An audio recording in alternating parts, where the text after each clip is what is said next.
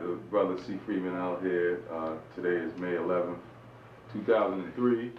We got a wonderful opportunity to just,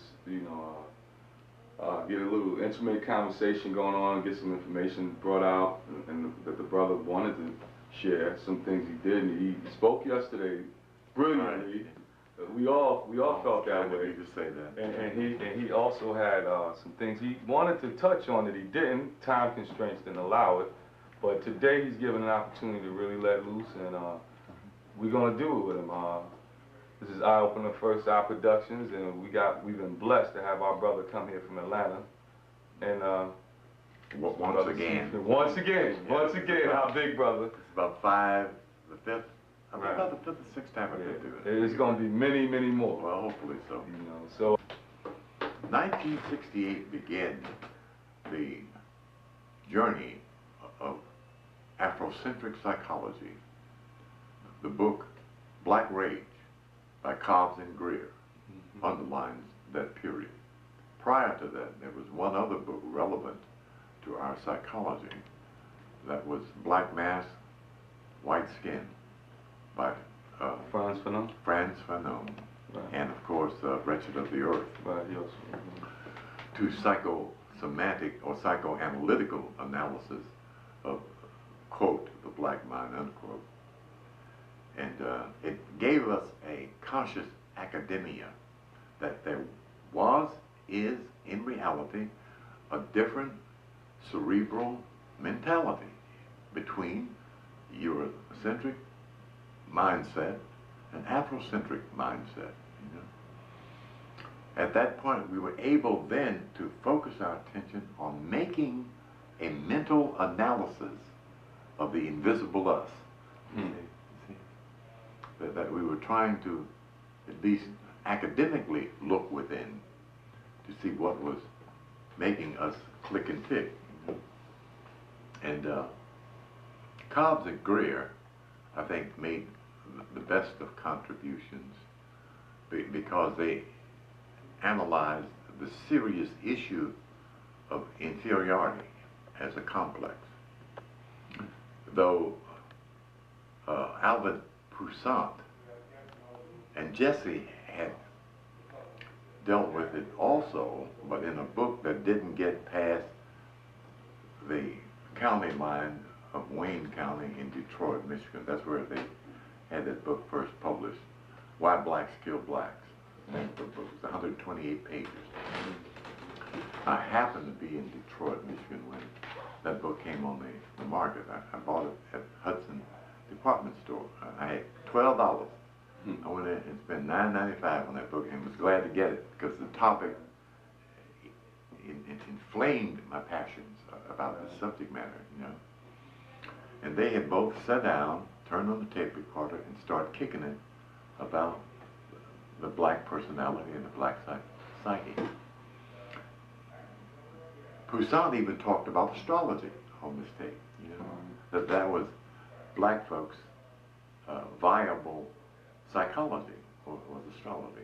Not so thoroughly, but at least it was an effort towards examining mindset and personality behavior.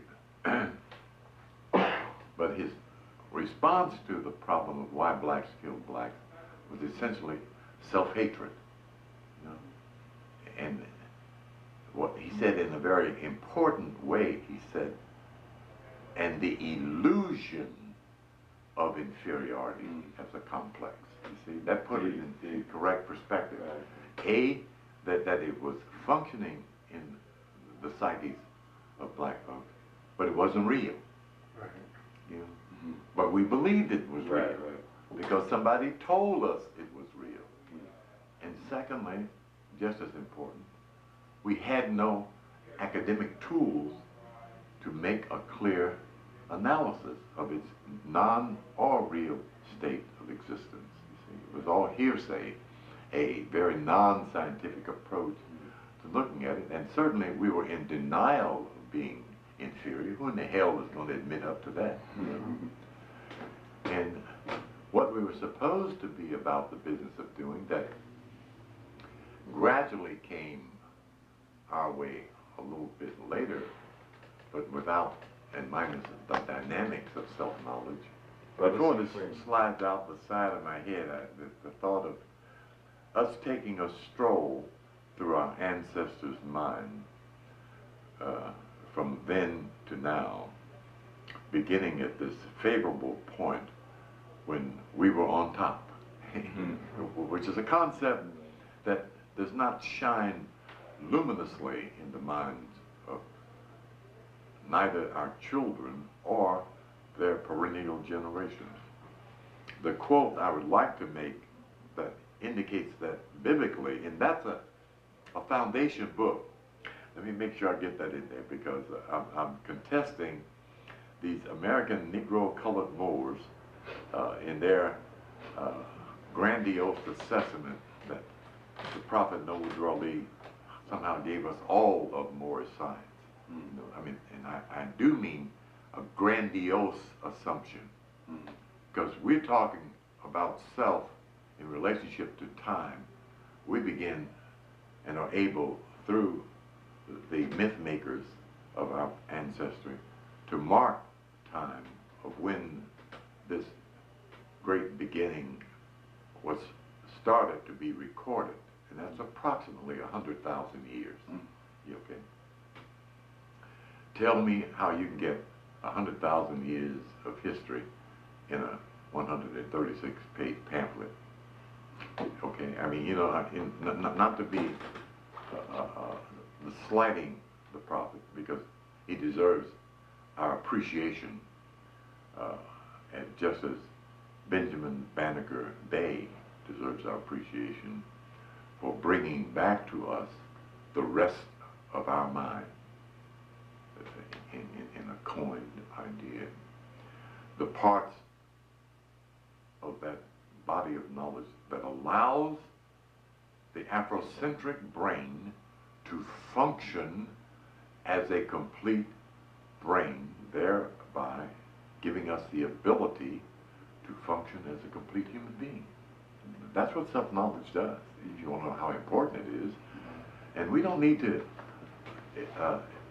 exaggeratedly examine that, because what we see out there illustrates something's missing.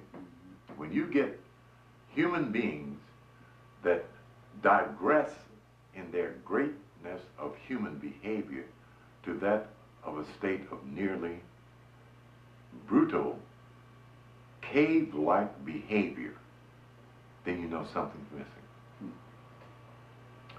That there is a circuitry on the invisible blueprint of human nature that allows this brain to operate on the screen of universal mind, that we live, move, and have our being. That's what religions are trying to call God, okay? And giving it one book, 99 names, another book, 72 names, another book, 108 names. Those are the three major scriptures. Unbeknownst to them, and by them I mean the believer, not the priesthood, that they're talking about the same universal mind. See?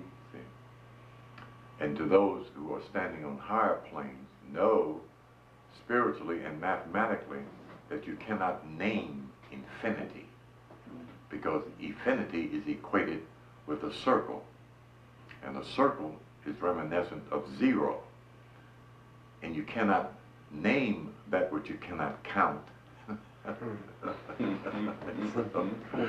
So all religions have to fail. If they did not, they would stand in the way of knowledge, wisdom, and understanding forever. See? But the priesthood insisted, this is the way, my brother. And they not only insisted this is the way, they insisted this is the only way. All of them said it. You see, not some of them said this is the way and maybe that is too. Each religion said this is the way. Only way. You see.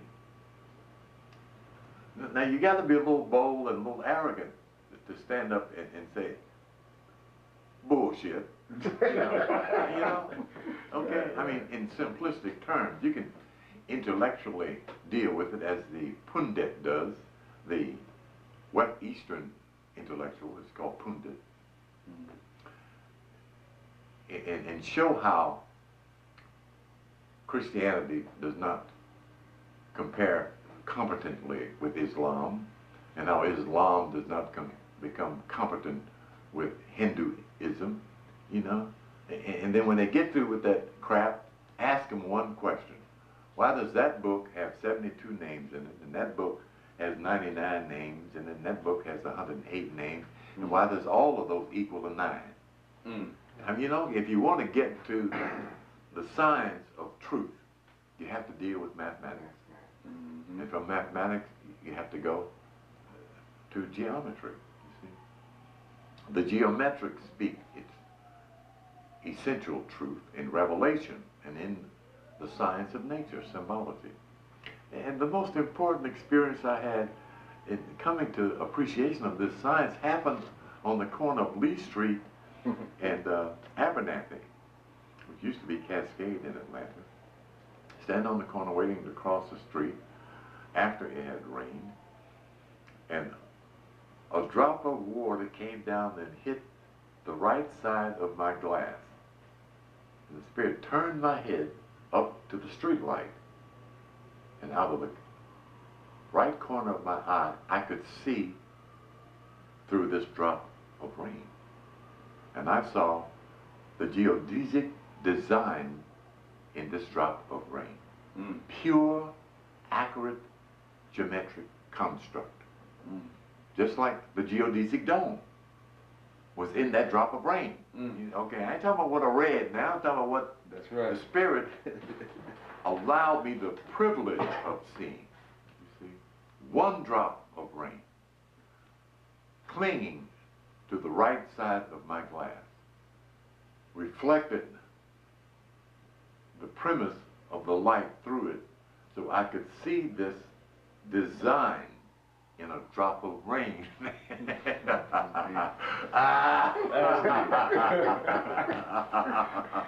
Thrilled me. Yeah, Jack Daniels don't taste that good. You can't buy that. Oh man, it was beautiful, just wonderful, you know.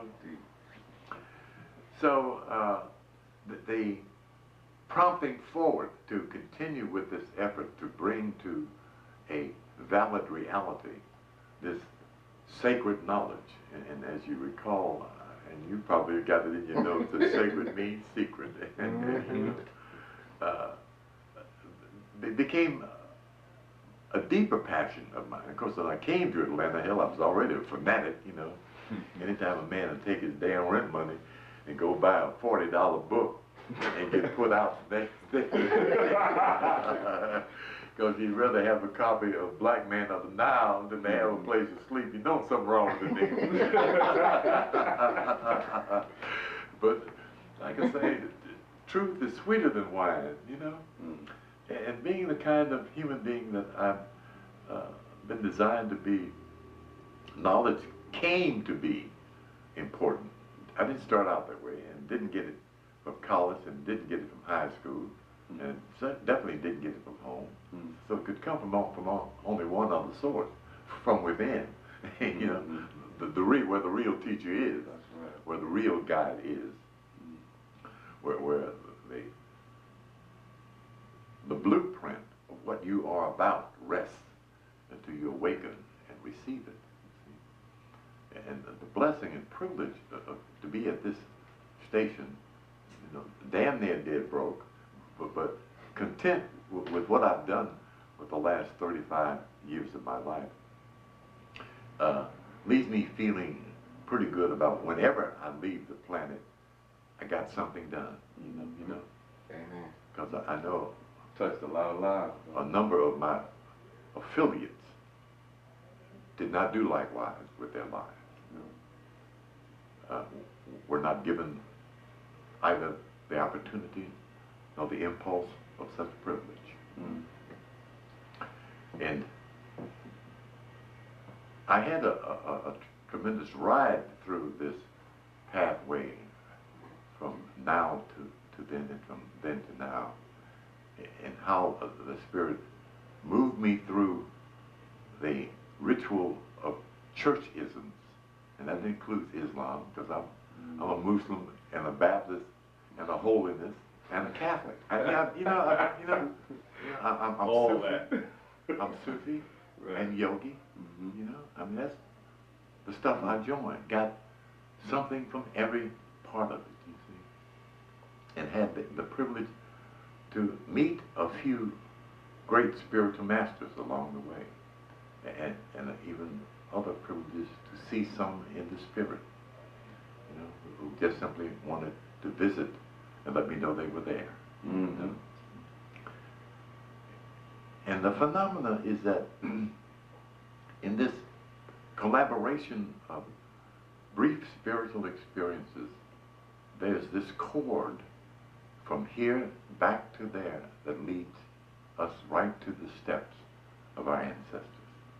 When you get to the word Sufi, and you have already in your mind the name Khufu, who is Sufis, and you realize that Sufi means both wool and wisdom, you know you're connected with the Creator by birthright, you see. And this connection is the wonder of our existence, because our connection is not only spiritual, it is physiological. Our ancestors were walking, talking gods, you see, on this plane of existence. And we carry that genetic code in our blood. And I wrote a line that I got yesterday or night before last. There's 1,000 masters in my blood, and they all raising me to the level of M-A-N. That's this came right through, you understand? that in the genetic code is what you carry around with you in your blood. And it will work for you, or it will work against you. So we are the ancestors. We are the manifestation of the entire ancestral line. It's what we need to know. You see, we are the best of what they are because we are the result of what they are. But hell, a $5,000 television will misbehave. You know, Wow. we are the key and have control of the key turn to make it work right or to make it malfunction. That's what will is. See, what lends you accessibility to Godhood is divine will. You can choose to be a fool or to be wise. You can choose to be a god or to be a demon. See, Demos simply means spirit. That doesn't mean good spirit or bad spirit. That means spirit. You choose to do what is right, or you choose to do what's wrong, but you're still Demos either way. In other words, the demon is in the church doing right or wrong, but he in there both ways, you see. And as I had recall to do yesterday, you can't get away from the law of duality. That's why I drew the pyramid and put the G and the E on the left and the right, and the P on top. The GPE is a Masonic insignia of code. See, the Great Pyramid of Egypt. But the esoteric of it, of course, is G is good, E is evil, and P is perfect. But if you want to get out of the law of duality, because you can't destroy it, it ain't going nowhere. In other words, Jesus and his brother, Seth, you know, Seth, Satan, you know, Horus and Seth, you know, in esoterica are not essentially about good and evil, but the law of duality. You see, that there's a glyph of one Kemetic body and two heads. on the same damn body. One is Horus, the other is Set. You understand? And Jesus is recorded as telling Satan, he didn't say, go away and never come back again. Get thee behind me. You see? That if the good Lord, the good law, guides the negative Lord and the negative law, then right will get done. You see?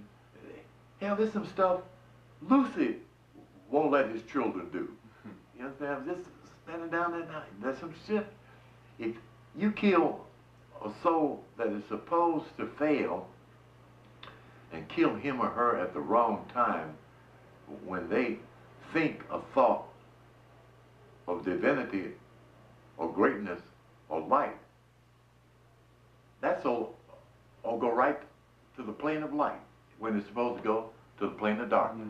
You understand? You know, that ain't Lucy's work. He ain't trying to save nobody's ass, you know. Not up there in the light. The good Lord is in charge of the light. Well, hell, who's in charge of the dark? That's Lucy's shit, you know. So they both got something they're supposed to be doing, you know. And we have been trying to fight off evil and have been unsuccessful. You know, as we walk around with this dual head on our shoulders, you know. It is mastership. That's what perfect is about. That when you're perfect, you're in charge of the law of duality. That's what makes you Lord. If you're not, you're either a servant or a slave of duality. See? So nature, when I say nature, I mean evolution, requires you to become perfect at some point in your soul journey in the creation. And you can wait another 100,000 damn years if you want to, because you got all the time you need. You ain't going nowhere. And talking about you dying and you dead, crap. Drop the body and get another one. Is what you are required to do, as long as you're on the wheel of good and evil, of life and death. You know, if you die before you get off of it, you're gonna be reborn, guaranteed. You know, so you'll be sliding through another womb, hollering "Mama" again, peeing all over everybody. You know, again. You know, yeah, you know. So I'm saying this towards the practicality of Godhood, that it is should not any longer be a mystery about the idea of becoming God. That is the divine intent of Creator. The reason we know that is because Jesus said, "Be ye perfect." And you know, you can't put perfect together. That if you're going to be perfect, you got to start with perfect. Then what I usually ask in the class, well, what's the problem? If we're already perfect, then what's the problem? We're in a body, arm, leg, arm, head. What's the problem? Well, the brain doesn't know it. And the brain can only do what the brain knows. If the brain knows that it thinks it's imperfect, then it will keep performing imperfectly and reassuring itself, hey, I'm only human. I ain't perfect. I'm going to die someday. I mean, these are universal maxioms that are not supposed to be universal maxioms. So we ain't supposed to be telling ourselves, I'm going to die. I ain't perfect. You understand? That's learned stuff. You're a part of this illusion of imperfection. See? That we buy into. So the people we trust most keep selling it to us. Mama and daddy. You know? Then brother, uncle, and aunt, and niece, and every damn body else in the world, including Reverend Biscuit. You know? Well, you know you ain't perfect. Lord don't expect you to be perfect. The Lord knows you're going to make mistakes. He going to forgive you. Dad, get off that podium. Brother Freeman. Because that ain't Jesus' message. Yeah. I'd like to read something in reference to what you was talking about. Yeah. This is in Hebrews chapter 5, starting at verse 12. Okay, go ahead. and it's going to go into chapter 6. It No, says, don't read too damn much now. Okay, it won't. I'm trying to get a point across here. Go ahead. Okay. For when the time ye ought to be teachers, ye have need that one teach you again, which be the first principles of the oracles of God, and are become such as have need of milk and not of strong meat. For everyone that uses milk is unskilled in the word of righteousness, for he is a babe. But strong meat belongeth to them that are full of age, even those who by reason of use have their senses exercised to discern both good and evil. Therefore, leaving the principles of the doctrine of Christ, let us go on unto perfection. Very good. Not laying again the foundation of repentance from the dead works and the faith towards God, of the doctrine of baptism and of laying on hands, and of resurrection of the dead, and of eternal judgment. And this we do, if God permitted.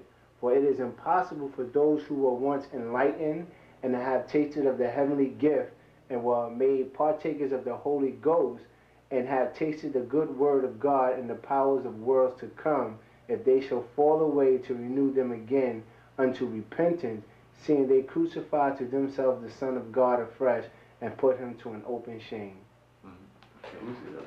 The key there is that this opportunity of perfection Let us go on unto perfection. is illuminated, and to put aside the fundamental teachings of Jesus. And the good reverend is not going to read that. He don't read that to a congregation. And be on with the teachings of perfection. Okay? It's further confirmation of this spiritual ordination by the divine is to perfect oneself. See?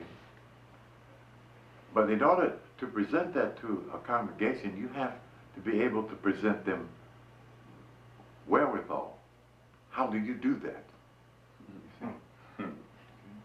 That is not just a matter of worship and sitting in church, that's going to suddenly come about. You see? The major key of religious approach, of course, is prayer. For those who linger there and listen not to their intuition, because meditation doesn't come from men, it comes from God to men, which means that the spirit indwelling knows that communing with God is higher than begging God. And meditation is the approach to communing with God. The coming is a part of the becoming, you see? And that it is the divine's intent to have that individual do so. However, the esoterica of communing is not so much methodological as it is a commitment of the heart to the divine. In other words, the highest level of meditation is to love God. You see? The fervor of the devotee is what allows him or her to attract Holy Spirit and to be drawn by Holy Spirit. The surrender is the key that comes to mind, which is not the easiest act for a human being to do, is to give up her or his ego to the invisible. See? Particularly when your glands are saturated with the craving for things of the earth, like we're evolving through, our yearning begins with the physical, promoted by the distorted glandular system that keeps insisting that we get some bacon and eggs, some clothes and some cars, you know. And when the heart chakra comes on, it overwhelms the nervous system. That there's something not craving, but being not gratified, not satisfied, being fulfilled. That your heart can be so overwhelmed that you forget you have an appetite. That's the only way you can sit in meditation all day and all night, like the Sufis do, or all week. Yes. When a group of men move in a great circle, arms slung across each other's shoulders, chanting all morning, all afternoon, all evening, back to all morning, no food, no water, no drink, no sex, no stopping, and get stronger as they chant. No food ain't got nothing to do with that. Yeah. They are walking, living, breathing, spiritual manifestation of the divine. Love is able to do that in our nature, to bring us to that strengthened height of power and motivation. The sum total of desire. When we are able to focus desire to the heart, at that moment we are becoming likened unto God, Melchizedek.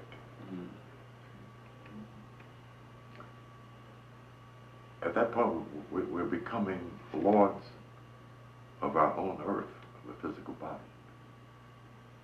And before you can get to God, you have to go to MAN. There's no sidestepping it.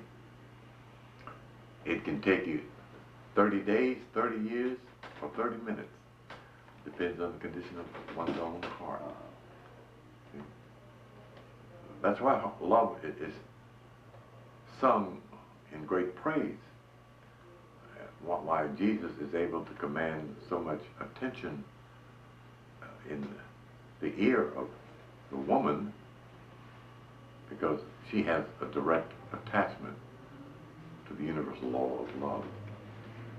But she keeps holding on to the emotion of love, which is preventing her from getting to the power of love. Because on one end of her emotions is her pull, on the other end of her love and emotion is her man.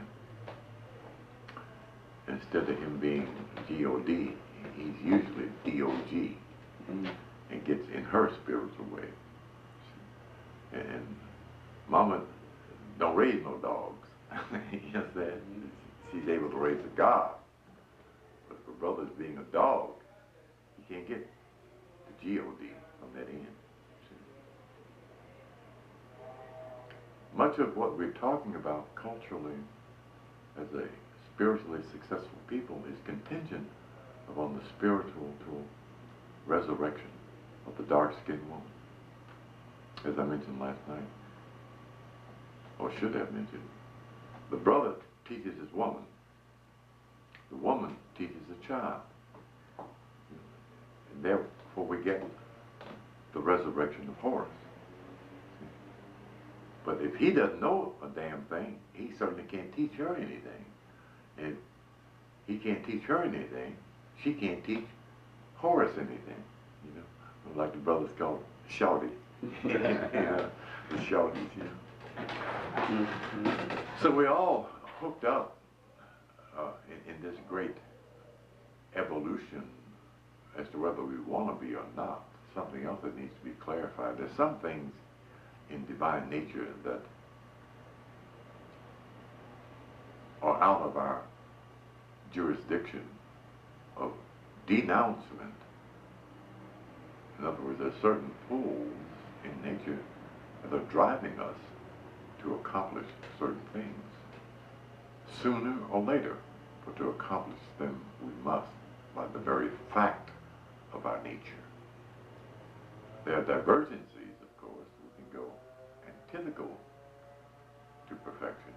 I mean, there is such a thing as imperfection. But the choice, of course, is to be the best one can be, not the worst. This poster was my first visual revelation from the Spirit that came in the various segments of time. And the stance came first. the angles came first. So on the big piece of paper I had on the wall blank, the right angle at the top, then mentally moved it down to the bottom, and then saw it. And then it converged to become Zanoni, you know, or most of us know it as swastika. You know, immediately, that's a German sign. That's Hitler shit. You know, I mean, ignorance is marvelous. You know, until it keeps putting your light out. But you know, it was a mental thing. You know, I don't take credit for it. I mean, it was given in various stages. But the phenomena was this: that it's the only poster, and I'm boasting and bragging this, in America, with a black man as the center of knowledge. You know? York didn't even do one. You know, Neferu didn't do one. you know, you see. I intend to do a smaller size with it in order to make it more available. But I was delighted with the mental gesture that kind of began in my own head as an information sheet that I had viewed of a herbologist. He had taken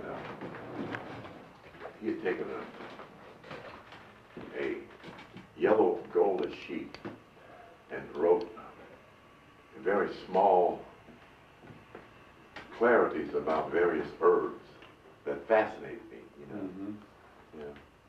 It was a great deal of information, and it stayed in my mind. At the time I seemed like I couldn't afford to buy it.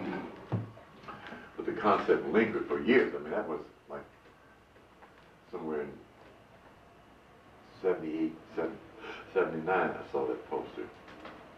And this came about around 95 or 96. I didn't have this when I started off at Black Media. And in terms of symbological representation, the egg head, which is reminiscent of Humpty Dumpty had a great fall. And all the king's men and all the king's forces couldn't put Humpty Dumpty back together again. That's why it's called Humpty Dumpty, because of the egg-shaped head of the Kemetic master. That's Pharaoh in Negro preacher English, Pura in Kemetic language, which means Lord of wisdom, Lord of light, Lord of fire. Pyra is the concept that Greco-Latin gives in pyramid, fire in the middle, fire in the center, pyramid.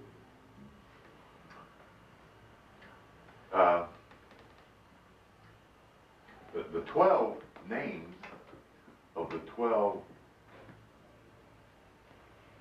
apostles represent the glandular system that are indicated here by keynotes, the symbol of vibration. And my conceptualization, instead of calling it the 12 powers of man, as Charles Fillmore, who first coined this concept in an English fashion relevant to Scripture, though he may not have been the first one who delineated it, but he's the first one who brought it forward in a book called The 12 Powers of Man, was that our accessibility to the law of rhythm, which is a 2, 4, 6, 8 rhythmic count, 2, 4, 6, 8. That's the rhythm we're on. The European is on a 1, 3, 5 count. Da da da da da da da. Why he hops it, and like two glass dolls, you know. Not because he doesn't have a rhythm, he has an opposite rhythm. But be careful and watch.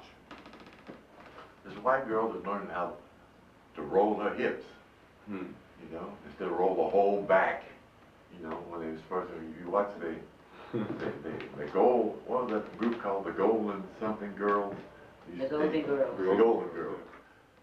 And you would watch them. First you saw them, they were trying to grind their hips, and all they were doing was rolling their backs. But as you kept watching, the white girl was learning how to grind her damn hips. Look like that's what they use the hula hoop for. Huh? Yeah, well, the point I'm making here is that they were being initiated with the rhythm of the black woman's hips. Now you look on you turn on television, you see a white girl rolling her ass. You know, this booty be rolling, you know. But cause she got a little blood in it, you know. If you see a white woman with black hair, that means she's got melanin in abundance flowing through there, you know. And the blonde girl ain't got hardly none, you know. But I mean, so damn many of them dyed their black hair blonde, you don't know if they got black hair or not, you know. But anyway, the key point here is the law of rhythm is primary in the reassessment of how we're taking our world. If our rhythm is low, it's going to carry us to low in behavior, low in thinking, low in appetite, low in response to life. Is the new music that the younger people listening to, is that stuff on a bad rhythm? Not because it's bad rhythm of its own accord, it's what they sing off of it. You cannot give love to a woman through a song and call her a bitch and a hoe. Right. You know, and she's sitting there clapping her hands and dancing to it. Why is she doing that? You know it can't be because he's saying she a hoe. It's got to be the rhythm. It's got to be the music. You know, well, it's so fused in our consciousness. Like the African is designated as one who does not sing if he or she does not dance. They do not dance unless they sing. In other words, singing and dance is one and the same thing in the African psyche. But because rhythm dominates his body because it has a clear avenue in which to function from crown of head to sole of feet. It's called melanin. Carries our rhythm, our rhythmic code. You see? So instead of referring to just power, well, which is important, it certainly wouldn't even dare think about belittling the idea of power, that it is to illuminate the significance of rhythm in this Moorish melanin body. Because it ain't going nowhere. And there's the rhythm of life and the rhythm of death. Rhythm nonetheless. The rhythm that takes you up, the rhythm that takes you down. And you're going to do one of or two of them. You know, you can't go up and down at the same damn time. And you certainly can't stand still. You know? Everything must change. Nothing remains the same, including change. Even change must change. You know? That's how constant the universe is. But I wanted to get a kind of overview of this presentation because this is not in Charles Fillmore's book, nor in Catherine Ponder's wonderful book, The Healing Secrets of the Ages. She copied it from Charles Fillmore's The 12 Powers of Man, but she added more to it because she did her research some 20, 25 years later. So she was able to kind of enhance what he had already said about these 12 glands in the human body that represent the 12 first disciples, because disciple is discipline, and then apostles, apostate, in reference to power. Where there's no discipline, no power shall dwell for very long. If I come through there and demonstrate a few times, you know. Like I was talking about, brother meets his devil, and the devil tells him, I can have any woman I want. I can rob a bank. I mean, that stuff happens in one's head. You understand? You want to keep wondering why these dudes keep running out there with a gun in their hip pocket and run up it. Here's the phenomena there.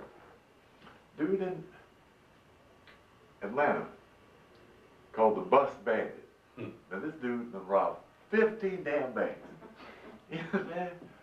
And got away clean on the damn city bus, man. Oh, my goodness. It did not have the damn enough sense to just stop and go on home some damn way. You understand? He robbed banks till they caught his dumb ass. Same thing with the bicycle bandit. He did the same thing. You know, he got away about 15 times. Went to Alabama, robbed the bank, come back to Atlanta, robbed the bank. Well, yeah, I mean, dude made a tour. You know, but didn't nobody tell him he's supposed to get off the damn tour. But that's the back of one's head that will give you either illumination or illusion. Or your illumination will become an illusion if your mindset is all fouled up, and that often happens. So we're trying to put on the mind of Christ. And you can't do that if this gland up here is not functioning properly. If there's something, if this is responding to Isaiah, come let us reason together, saith the Lord. The whole head is sick. You understand? Then you're not going to get the mind of Christ functioning up there. You'll get loose as shit from up there, you know? You know, I mean, that, the brain will do only what the brain is capable of doing. It will respond only to what it knows it can do. You know, if you're undershooting your mark, then you're going to get less than your highest performance. I mean, that's, again, simple physiology in terms of the brain and brain response. But these are important conceptualizations, to bring this body of available students to a level of wanting to be knowledgeable about the book that dominates their life. And I mean, there's two books I push harder than any others, and that's the Bible and the Kybalion. You know, I want to try to get a Kybalion in half of the black population before I leave here, in terms of carrying them forward into the knowledge of the Son of God, to the measure of the fullness of the stature of Christ. That is not Jesus. That's your divine nature is Christ. That's not Jesus' last name.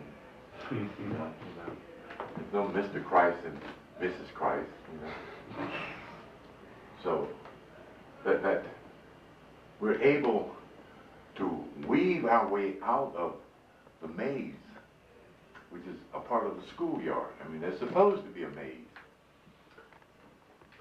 Nature creates secrets, and I heard that Negro brother last night talking about it ain't supposed to be a mystery. And the book already tells you, now is finished the mystery of God. You know, and he didn't ask the question, when is now and when are you finished with the mystery of God? Is when you find out you're God. That's when the mystery of God is finished with, and not one day, 1 week, or 1 year, or one lifetime sooner. Some have already solved it. They know that they're gods. And they function as gods on this plane. They're not out demonstrating like David Baines, you know. They're doing it behind the veil, you know, in the spirit, you know, where most practical mystics function. They don't demonstrate outwardly unless the Spirit tells them to do so. That's conspicuously, Jesus was told to do so, and Muhammad was not. Buddha demonstrated some things outwardly, but Jesus was an external manifestation of a divine, walking, talking God. You know? And there's some gods down there on the planet now. I mean, you know what I mean? This ain't no well-kept secret anymore. We know Sai Baba is down here working small miracles and sometimes some great miracles. This is a black man that looks like us. So he was born in India. He's dark-skinned, broad-nosed, and thick-lipped and furrowed hair. Wave his hand and whatever he wishes appears, you know. The story told about his activities. Spirit told him to go down to the ocean. He took a group of his devotees with him. Standing at the edge of the ocean, and the water rolled up 3 times and washed his feet. And he spoke to the ocean and says, "Why did you call me down here?" And the ocean answered him. And that's when you know it's God. And when nature speaks back to man, that's when you're in tune with your divinity. And I have something for you. And washed his feet once again. When he went back, an ancient diamond necklace was laying at his feet. That nature gave it. You see, worth $185,000. The exact amount he needed to build a school for children in India. So we're under par. There are perhaps miracle workers in our world.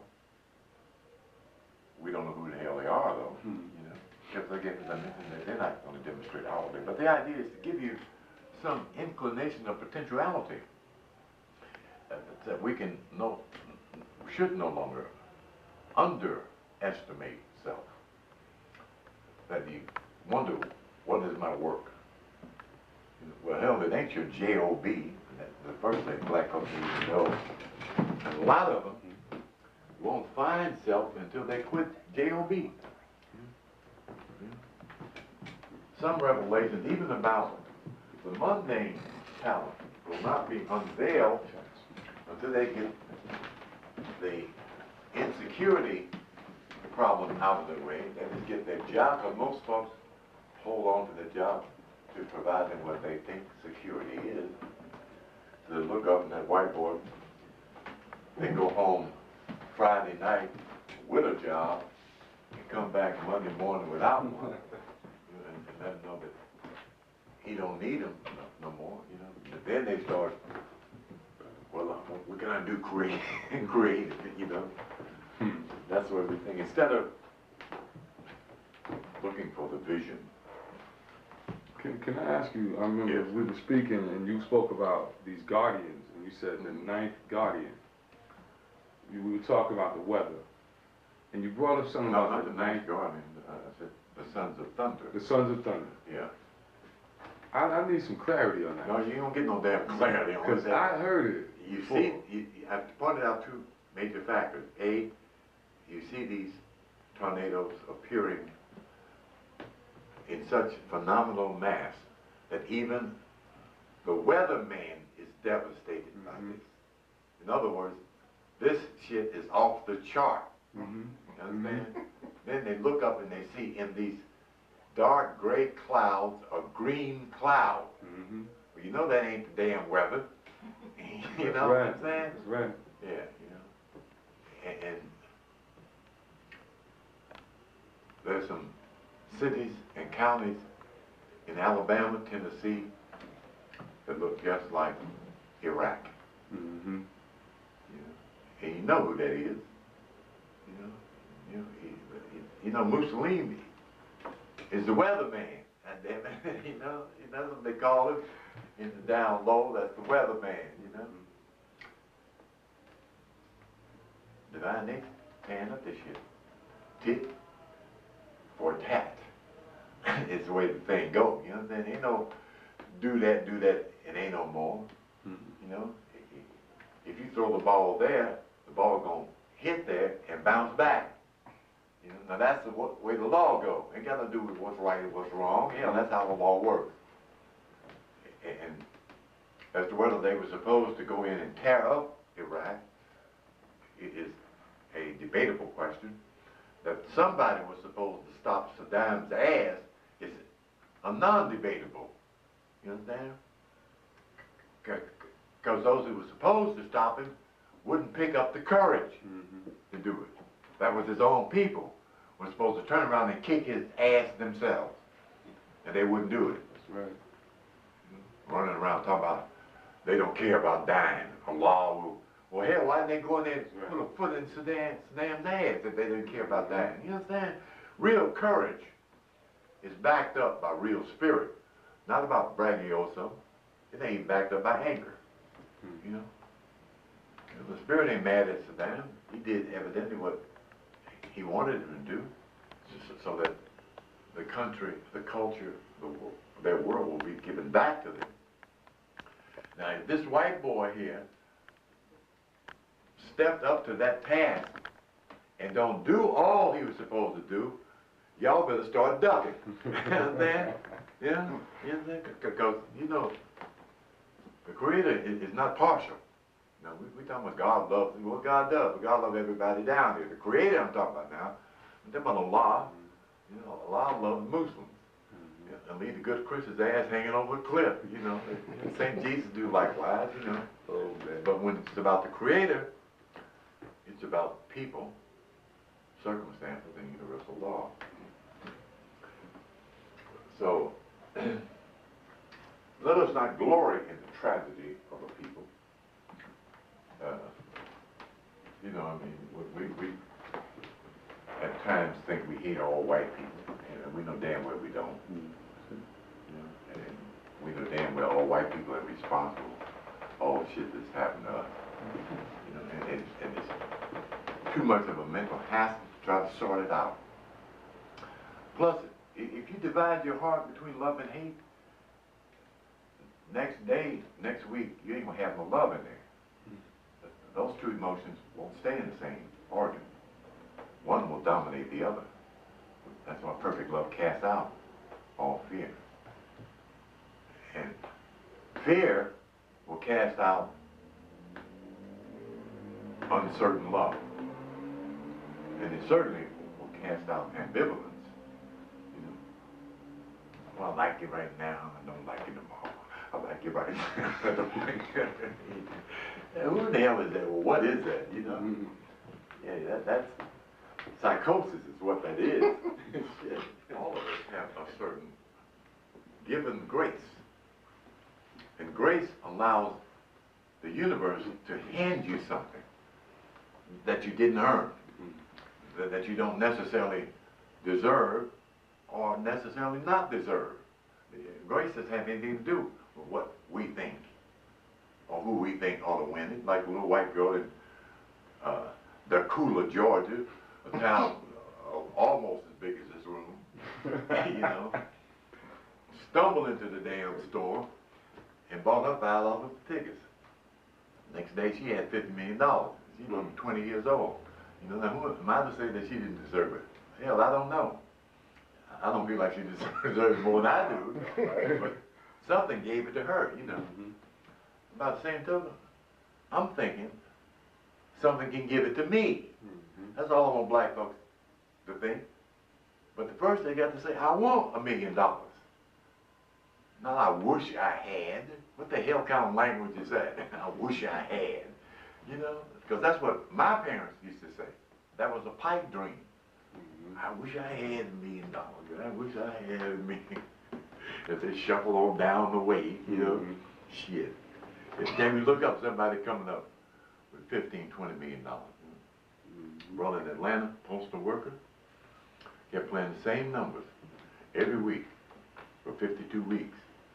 The 52nd week, his numbers came out. He don't work for the post office no damn long. You understand? I mean, just by doing $1 a week, man, is what I'm trying to say here. Not no $50 a day, $80, you know, $1 a damn week. His woman, his child, and his birthday numbers is what played. And if you, unlike the Negro Africans in Atlanta, we had 15 of them putting a $5 kitty in every week, all 15, buying that amount of tickets. On the day the damn number come out, 5 of them Negroes did not give up that $5. And that's when numbers roll down. I'm going to take you to court. I'm going to take you. You know, no, you should have took that $5 and gave it to the brothers so they could buy $5 more worth of tickets. You know, they split it $2.5 million a piece. You know, and left them little Negroes standing on the side there, you know, with their thumbs in their mouth. You know, but I mean that's how things work. Just like the dudes in a bunch of white dudes in Cleveland, business guys, office workers really, pooled their money together, bought the tickets, started out the door. One stopped and said, "Wait a minute, we got too many tickets. Let's change some of them." Gave the damn ticket back. And somebody didn't even ask for it in the machine. He just took some dollars and said, "Give me them damn tickets." $6 million. But that wasn't their money. You understand? I mean, there is a time and a season for everything under the sun. You see? That's the law of duality. I'm supposed to talk about that yesterday and turn to Psalm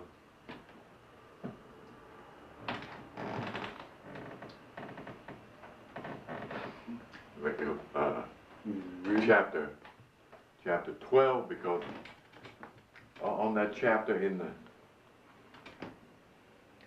some Masonic literature,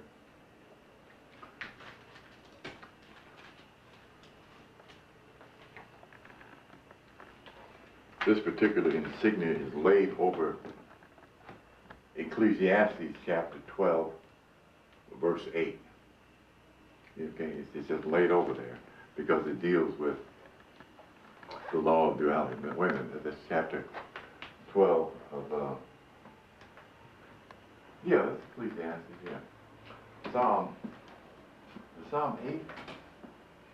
Yeah, so this is an important, here's the thing that I found I need to do. It's not just stand up here and talk about universal law, talk about this concept with no proof, no verification. And what I was allowed to discover that it's something that was slightly understood, that black folks depend on this book. And secondly, that the knowledge itself is in the book. So those two things together makes this as urgent as the whole idea of Moorish identity and Moorish science and Moorish history. And prior to that, this book ain't on the lecture circuit. You know, ain't nobody doing this book, you know. And the reality of it is they should have been doing it, and they should be doing it now. So I stay in here because when I walk away from a group of brothers, I want them to have some viable evidence of what I'm talking about and what is relevant to them and their world and the people in their world. And if I don't do that, I'm not doing them justice. You know, I'm just talking. You know, and we done enough damn talking. You know. Some stuff adheres to the concept, prove me herewith, saith the Lord, and I shall open you up a window to heaven and pour you out a blessing that there shall not be room enough to contain. O Lord, our Lord, how excellent is thy name in all the earth, who has set the glory above the heavens. Out of the mouth of babes and sucklings hast thou ordained strength. Is that it? 8? Psalm 8? I thought that was it. I guess it is, but what the heck? It'll kind of pop back in my head. And the psalm that deals with there's a time and a season for everything under the sun begins a kind of litany of the law of duality. I wanted to comment on that. I thought it was Psalm 8.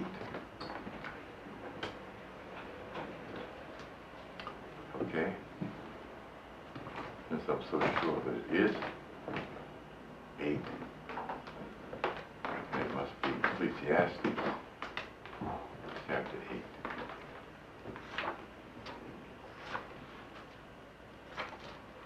8. Okay, thank you very kindly, my brother. Okay, thank you. Thank you.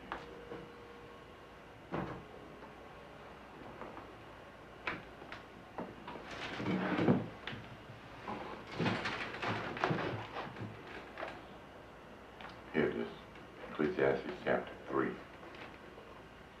To everything there is a season and a time, to every purpose under the heavens.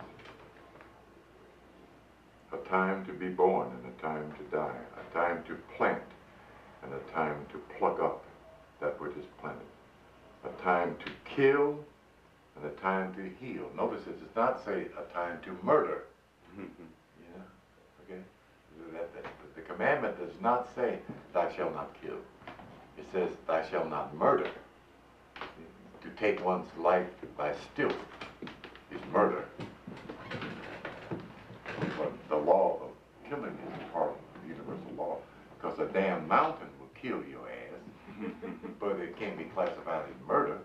You know, and little white boy fought back against the law of death. You know, that's a core instinct of animal man.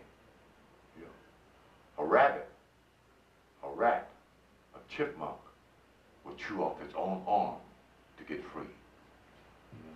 And he did likewise. He cut off his own damn arm. For one reason, and one reason only. He had the will to live. That's the only way you can do that. You know, if most people, and have done just the opposite. Oh Lord, welcome me unto thy heaven. Because I'm caught by a rock in a hard place. That white boy said, bullshit. You mean my arm is caught. I'm getting up out of it. And got up. You know, that's some strong stuff, man. I mean, think about it. You know, this man took a dull knife. He did not cut his arm off. He sawed it off. Back and forth. Back. Shit. You know, you see the good brother, man. Oh Lord, send Jesus to help me. Move this damn stone. Roll the stone, Lord. Roll. What's this? You can have this damn arm. I'm leaving out of here. That's strong stuff, man. You know? Yeah. That human nature does have the will to live. Does what? Defies death. That's what you prove when you come through something. That you have the willpower to defy death. Death is not your master. You see? If you want to know why tragedies occur, so you can prove yourself. Shit, you ain't down here on the coastal ride, like I told you. Some of us looking down here for fun and games, you understand? And so nothing happened to them. Because ain't nobody paying no damn attention. Even Lucy ain't bothered by him. No, his shit ain't going nowhere. Just leave him doing what he's doing. Because he gonna kill his damn self, you know? You know? It's when something challenges your life that the divine is there. Particularly when you note that it challenges your life and does not take your life. See? That's what test is about. It doesn't, it ain't God trying to give you a grade. It's so you can find out how much strength you have. You know, if you don't know why things get rough and hard, can you stand up? You know? See, Jesus fell 14 times. No, that ain't the deal. Jesus got up 14 times. Then they nailed him down. And that ain't it. Shit, he got up. You know? So it's got to be about getting up. You understand? You don't think you'll get your ass kicked? God's favorite child got his ass kicked. You know you don't get yours. If you want some of the stuff he got. You understand? Did nobody kick Lucy's ass? You understand? Did nobody kick Satan's ass? But Satan and Lucy ain't got what Jesus got. You understand? See? Lucy can't resurrect the dead. You see? Because he's not Lord of life. He's the Lord of death. And I know y'all don't want to be calling on the Lord of death. Shit, y'all ain't got no death to wish. You ain't jiving me. You know, you Negroes want to live forever and ever and ever. Amen. I was like the spells do. You know? Oh, man. Yeah, it's about life everlasting, man. Because you ain't doing nothing but dropping clothes and moving on. And if you're fortunate and don't fall asleep, you'll know where you're moving on to. If you can see it here. You see where you're going. You ain't doing but taking the elevator ride, no way. You know? Or like one brother said, crawl through the tunnel, brother, crawl through the tunnel. Up here, I started, I think, up here last night to deal with the hand and the book of Job, verse 37:7. He sealeth up the hand of every man, that all men may know his works. That is not so God will know your works, that's so that you will know your works. Written in the palm of your hand in cerebral brain glyphics. This writes in your hand. Don't believe me? Go home and take a piece of paper and put some ink on your hand. Press your hand on the paper, take it up, date it, go put it away, come back 30 days later and do the same thing. And look and see if the lines change. That's all you have to do if you want to know if they change. But the problem is, can you read it? Yeah. If you study, you can, if you want to get into that. Ben Bay and his feds in the Washington Memorial Library with Ben Bay on it for real evidence that this man was here. And they honored the brother so much. When he went to England, they treated him like Jesus. Because they wouldn't give him a charter over here. He got his charter in England. And the white boy over here told me he couldn't, because they thought he was a slave. You know, and his mama set him free. Shit. She went and got his daddy, and he came out of the South into Maryland. Then married his daddy, white woman. You know, and set Ben Bay free before he came on the planet. You know, because he was a free man to begin with. That's what a free man means, or what Freemason means. Free man. If you're a slave, you can't become a Mason. But at least that's what it used to be. There's been only one woman that I know of who became a Mason, Annie Besant, who they call in the lodge Brother Besant. The woman that attributed so much occult knowledge to the order, they couldn't afford to ignore it. So they had to make a Mason.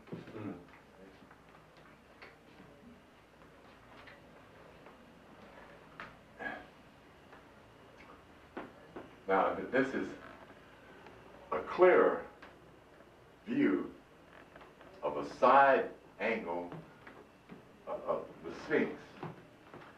Most of the time we don't see this. We usually see the forward face over here, and that's because George Washington did his thing as high potentate of the Masonic order in the West. I don't think I pointed that out in New York, but I have done it, I think, at least once on one of my tapes. I recall doing that. Get a close view of George Washington's head and face.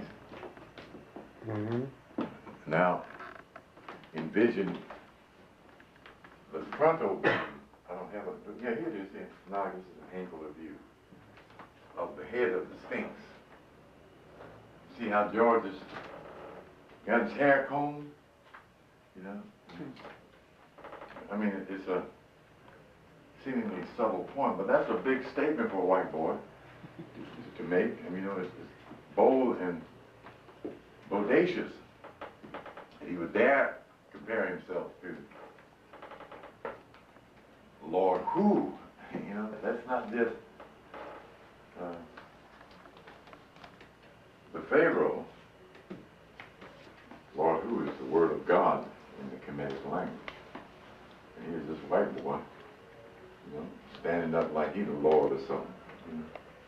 But that's the symbolic message that he was instructed to give on a $1 bill.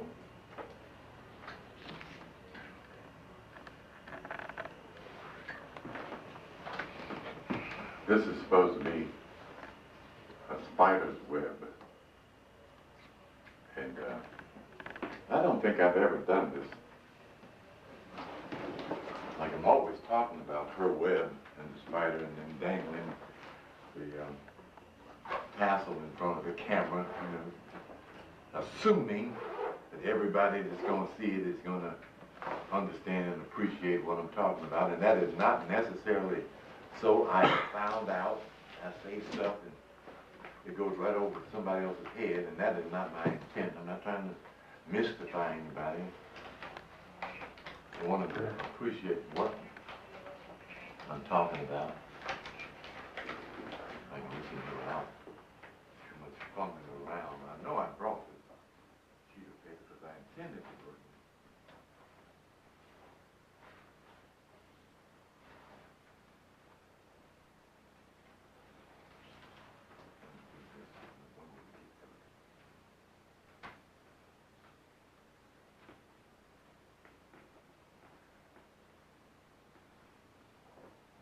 Sorely disappointed if I did this again.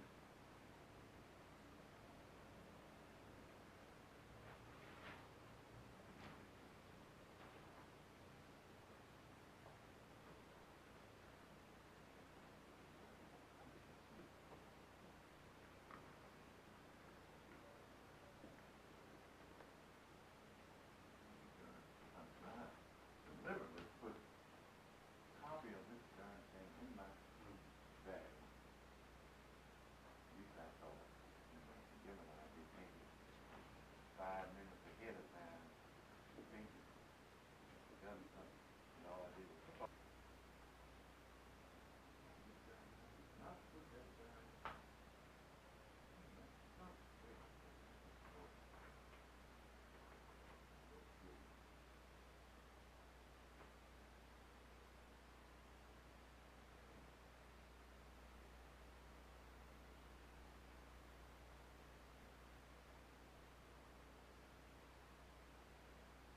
see a comparative of a web and the zodiac in its abstract form, that is 360 lines drawn in the circle, gives you the perspective of zodiac and the spider's web. That's what I wanted to depict with that. And for some reason I haven't been able to do that almost every time. And all I just mentioned that this is a web and you can't see it on the chart. But foundationally it's important, mainly because it's another verification of the fact of the knowledge when you show the outline of the web on the $1 bill. You know, without a doubt one can see such craftsmanship on that dollar that's most assuredly a duplication of a spider's web.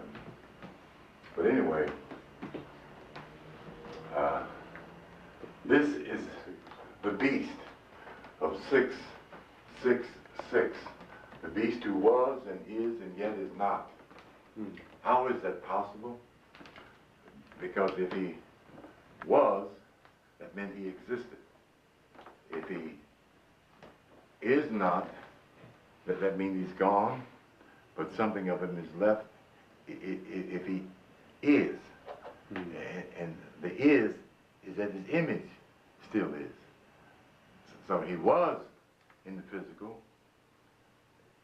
he's not in the physical any longer, yet his image is in the physical. See? The 666 is a occult mathematical count of the 306 degrees squared in the traversement, the march, as stated in the book of Numbers, of the 12 tribes of Israel. I didn't deal with that last night. I don't want to try to work that out on this tape, but I do want to mention it. I know many brothers are not going to read the book of Numbers, but they'll find this conversation of this procession of the 12 tribes, and there's this conglomerate of names that have absolutely nothing to do with people, proceeding in a march.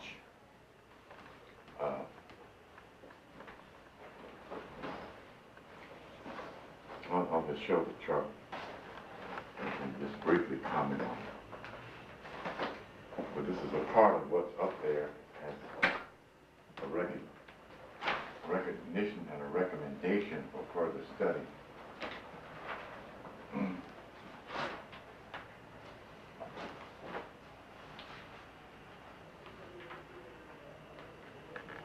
I did this. The one thing that added stress for me last night, something I hate to do, and that is fumble. You know, I hate that worse than sin. Be in front of the damn camera or anywhere talking and have to stop and fumble through this stuff. So what I'm going to do, when I go back, I'm going to put each one of these sheets on a stiff piece of cardboard. That's how I'll bring them up next time. So all I have to do is reach in and grab the cardboard and have it labeled, so I don't have to flip-flap these damn sheets over and over like I've been doing for the last 9 years, just about. Just a lot of pasting and gluing, but I think it'll make me a bit more comprehensive in response.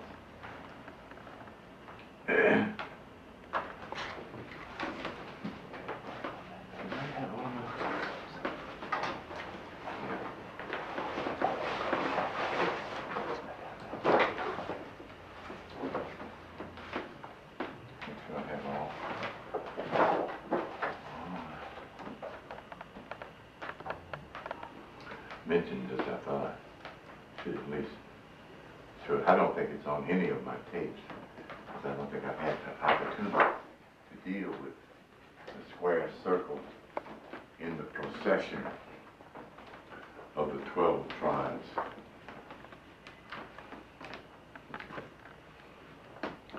Okay, like I said, I don't think I'm going to start trying to explain it, because once you start explaining, you have to finish.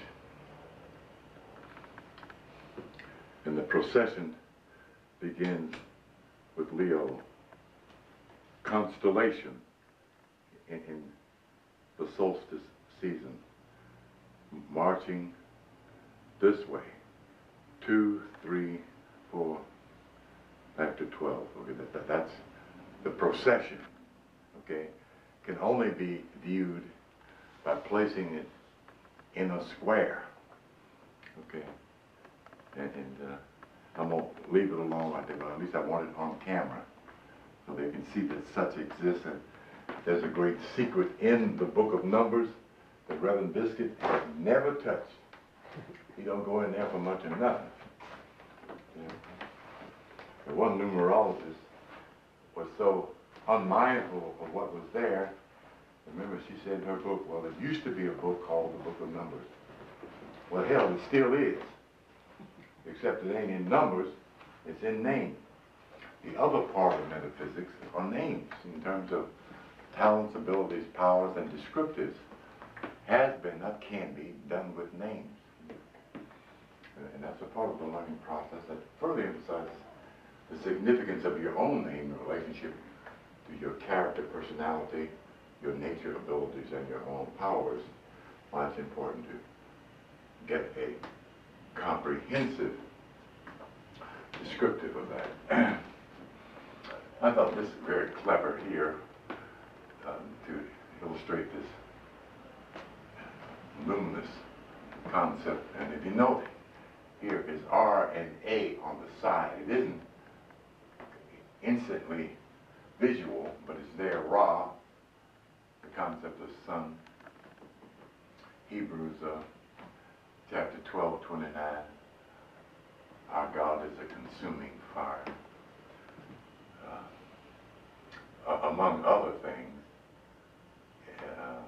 that are verbal symbology that can be translated into pictographic symbology. So, like I said, another part of symbolism. Like, see, the Catholic churches are the only ones that kept the imitation of the Kemetic statuette art. The Protestants, the Protestants, they've done away with all of it except the cross. That's the only one they kept, and they didn't even keep the right one. They were supposed to keep the one that acknowledges north, south, east, and west. But if you look at it, it spells news. N-E-W-S. These glyphics were put here in recognition of the right angle as technical literature or language in charting. This is not necessarily the lay student's language. That's when you learn how to chart, and you don't want to draw a bull or a ram indicated by these kinds of charts. Glyphs they're referred to as. And one of them is very significant because it is depictive of the animal, like in the clarity of the presentation of the 12 signs of the zodiac is found in when Noah built the ark, A-R-C, instead of A-R-K, which is the same word because you can spell ark with a K or a C, just like you can spell Catherine with a K or with a C. That's symbolic writing, or what is called Codex Inscriptus. Okay? And the significance is there in terms of understanding how the ark got filled up with all the animals, 2 by 2. Okay? You know damn well Noah did not go around picking up 2 ants, 2 butterflies, because those are animals as well, you know what I'm saying? So we need to make sense of what appears to be nonsensical, instead of trying to push it aside as so much of the ministry is done, or just say, I believe it. If the Lord said, now let me get off my brother. I like running business, but I'm so tired. Man, I just have to jump on his case. This stuff is so dumb, because he will not think for himself. He keeps letting that white boy do his damn thinking day and night, But these are all the animals in the Bible. Okay, and I show in the zodiac.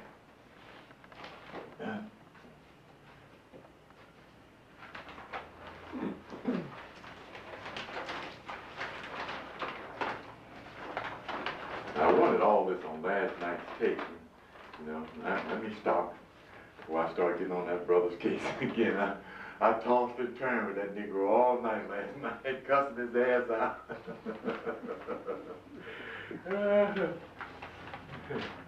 Calling him a bunch of dirty names.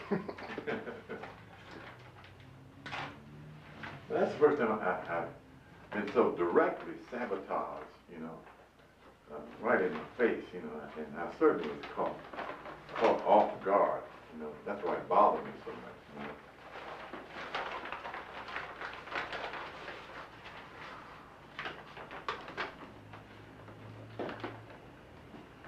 Can you get a good picture of that? Got that. Those are all the animals, 2 by 2.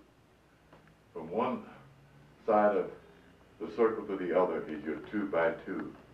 And the one where you see the glyph or the scales doesn't appear to be an animal. First of all, those scales are not supposed to be there. This glyph is supposed to be there. That gives the appearance of scale. But it also is the emblem of what the donkey wears when he's going to transport goods. As I draw the donkey with a line across his back, and on the end of it, 2 pieces of baggage that appear to be like that of the containers for the scale. In other words, the scale came out of a particular apparatus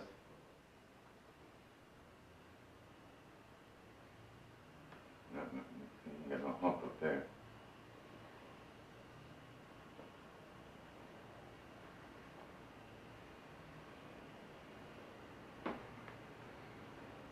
I want to do a piece of artwork here, but let's do it this way.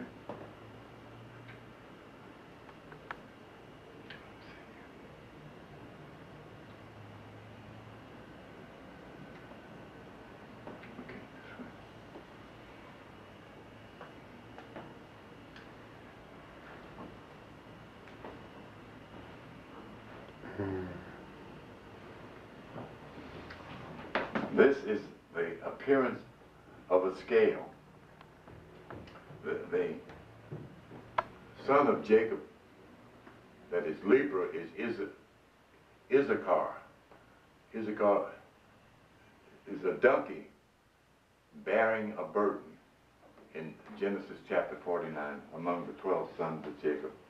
And this particular apparatus here is reminiscent of that harness placed over the donkey's neck, and this under the donkey's belly allows this apparatus to stay while they hang this rod across his neck so he can carry two burdens or bags of something. That's how they traveled and went to market.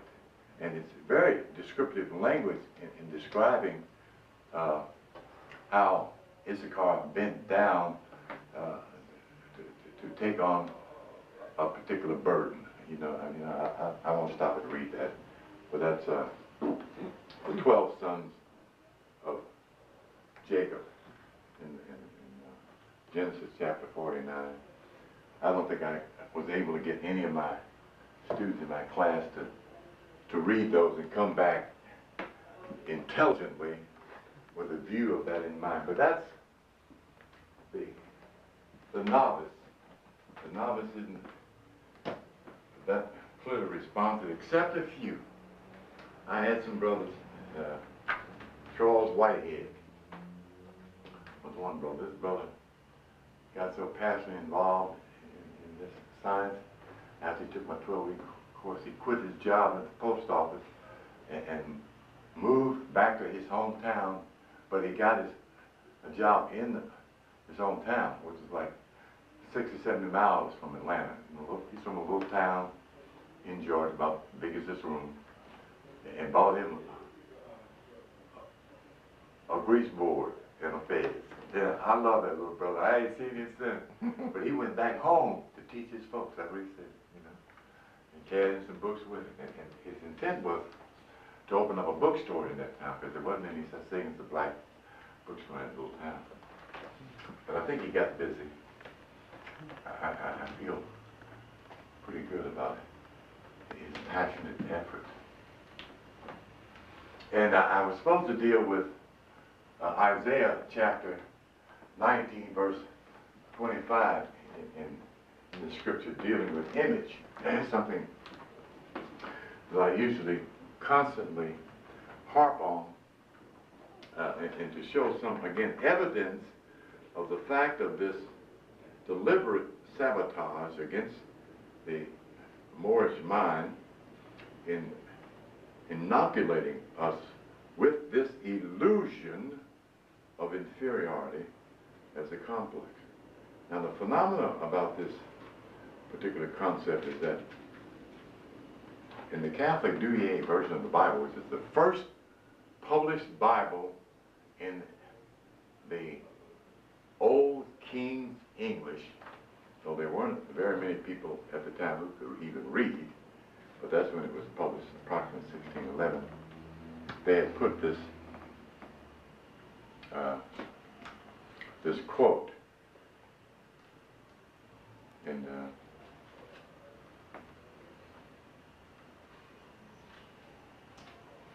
woe to the land of shadowing with wings, which is beyond the rivers of Ethiopia, or Cush, some read, that sendeth ambassadors by the sea, even in vessels of bulrush upon the waters, saying, Go ye swift messengers to a nation scattered and peeled,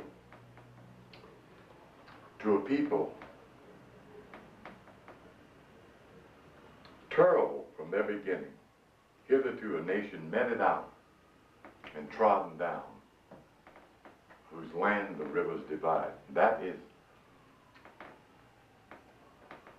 the 1611 edition of this book that was published after the Confraternity edition of the Bible. And of course, 1611 is when our ancestors were systematically captured and then enslaved. Then in 1895, this was revised. Now, I couldn't find a copy of it, and I didn't bring mine. Where's my little blue Bible? You had it. You were sitting over there reading with it. Can you put it back over there too? You were showing me something over there. Where? You must have put it over there. Now, this is important for me, and it slipped out of my mind with another chunk of information I wanted to deal with. Concerning this thing of psychology and self-image, and self-imagery. Let me see how this reads here.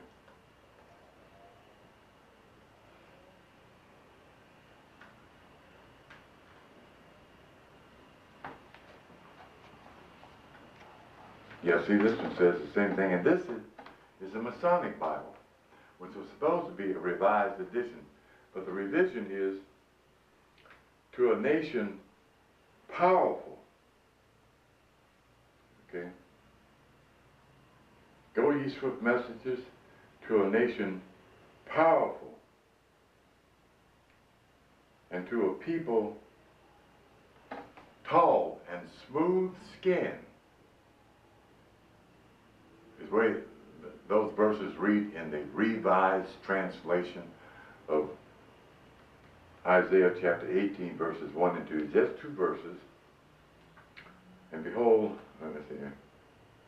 Woe to the land shadowing with wings, which is beyond the rivers of Ethiopia, that sendeth ambassadors by the sea, even in vessels of bulrush upon the waters, saying, Go ye swift messengers to a people tall and smooth skinned, to a people powerful from their beginning, to a people feared far and wide, to a people powerful from their beginning.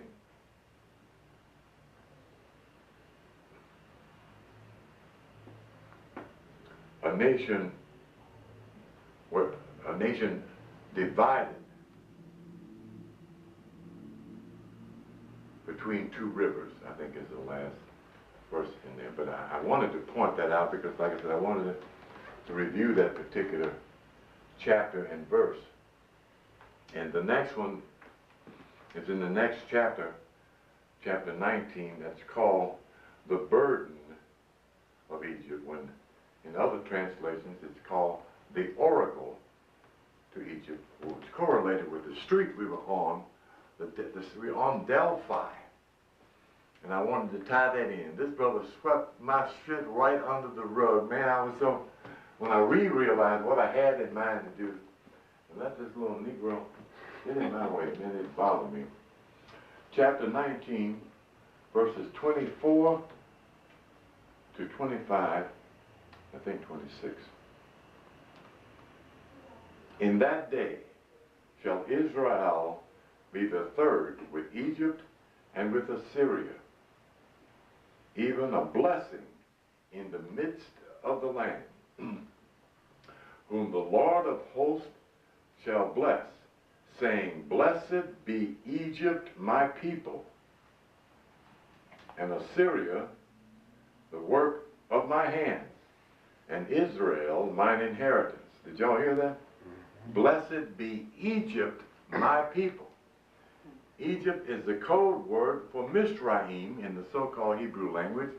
And the word Mizraim, of course, is the translation of more from the Kemetic into the Hebrew, so-called, and we're supposed to be translated back to the Kemetic. Okay?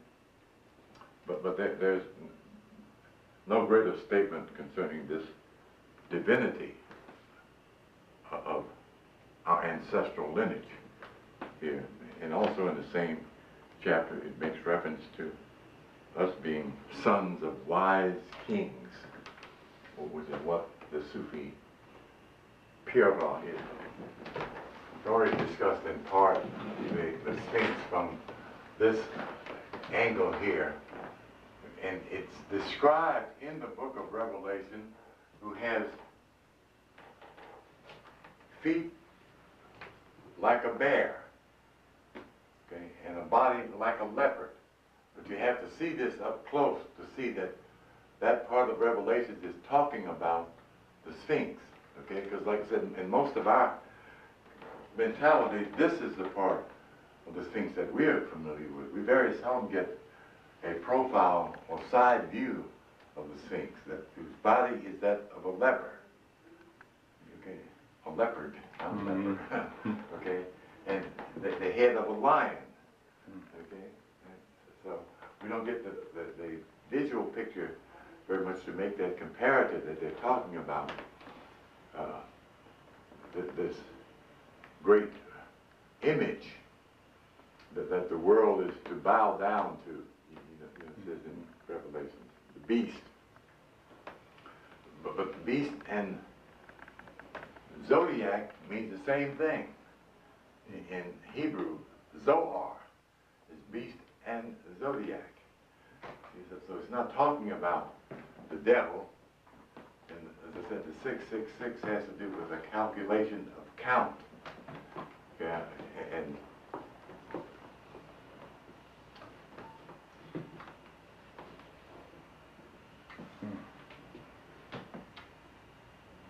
I don't think I'm going to get into what I was getting ready to get into. The calculation of that has to do with the distance of the sun from the earth, which is 95 million miles in duration. That correlates with 666 with the proper count. But I won't try to deal with that because I have explained too much, and I don't think I'll be able to finish it. Just take a look at it. It's not something you start and leave hanging. But at least you have a pictographic of it taking place. Each one of these names of the 12 sons of Jacob is connected to its glyph so that you can read the 30 degrees of the birth sign represented by each name. Simon is Peter, Reuben is Aquarius, Benjamin is Capricorn, which the name Benjamin is son of the right hand. Anytime you see Ben, Van, Ivan, you're talking about the son of, okay? Jamin, right hand. Joseph is Sagittarius. Dan is Scorpio.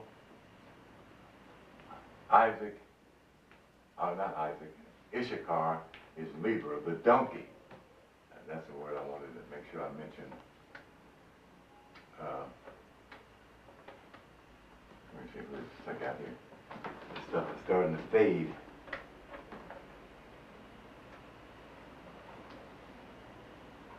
Naphtali is Virgo. Zebulon Cancer. Of course, Judah is Leo.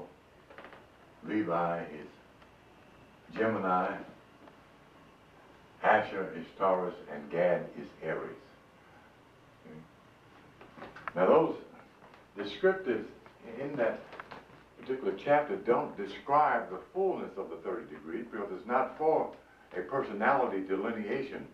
It's for a correlation of the behavior of the 30 degrees in relationship of the solar cycle that we live in. And a distinction is made between those names and the names of the 12 tribes of Israel. Now, here's what I was actually reading here, were the 12 names of Israel here, is what I should have mentioned. Particularly, I noted that Benjamin was being referred to as Capricorn, or not Capricorn. Yeah, it's Capricorn. But I underlined it here, Israel here, but I didn't do the names here of the 12 sons of Jacob. I just put 12 sons of Jacob, but I didn't put the names there. In fact, actually, first time I noted that. But over here, I put the names of the 12 disciples of Jesus by their particular gland and their name here, okay? So that can be noted with the book, The 12 Powers of Man, and or the dictionary, the Metaphysical Dictionary. That's a very important book for a student of Scripture with the correct thematic self. I don't think I need to read off all those names. I could do that. Well, let me do it anyway, so at least they'll know what's up there. Because it didn't, unless, like, I made this thing this big, so folks that bought it wouldn't say, oh, that looks pretty, let me buy it. Then take it and fold it up and go throw it in the drawer, you know?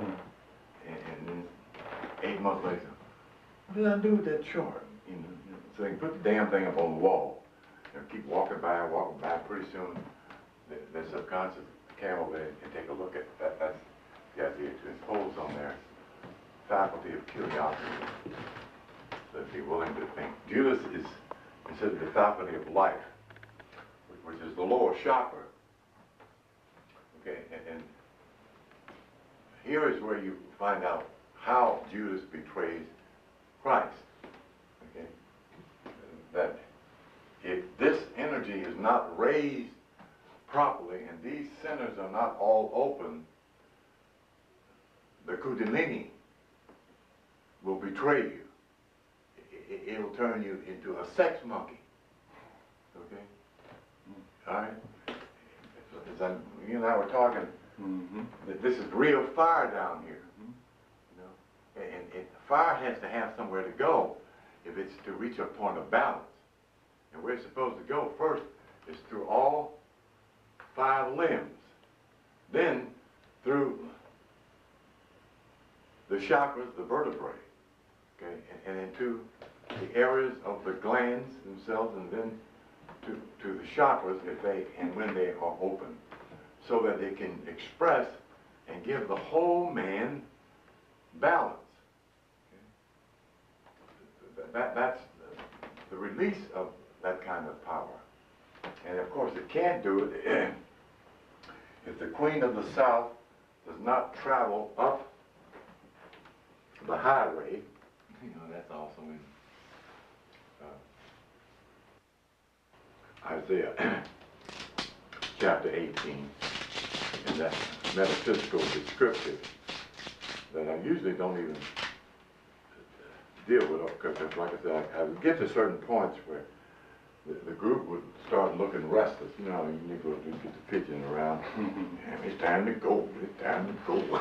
And so I would stop, and I would never get back to Isaiah chapter 19. Thank you. And I never got this idea as a revelatorial view of the staff of Caduceus when I did this chart here, as you know, that's not there, but that's depicted of not only Kundalini, but also the medulla oblongata, where you see the round circle on top of the pole. That's your spiritual bulb at the end of the high point, rather, not the end, the high point of your cerebral spinal nervous system. And the wings represent power of that particular physiological and spiritual faculty, which is the mouth of God, the medulla oblongata. Okay, this is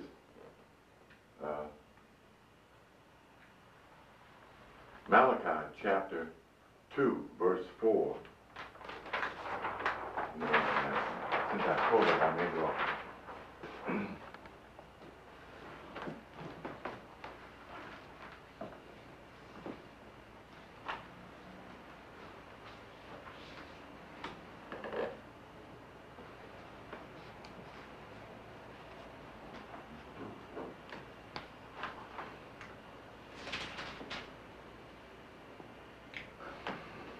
Chapter 2, verse 4. I'm forever saying 4, 2.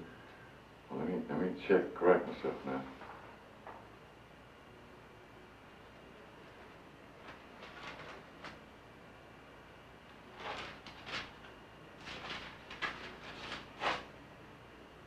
But unto you that fear my name shall the Son of Righteousness arise with healing in his wings. The Son of Righteousness is spelled S-U-N. Okay? And that is huge key. And we're not talking about a person or a personality, but about a power. Okay? We'll ride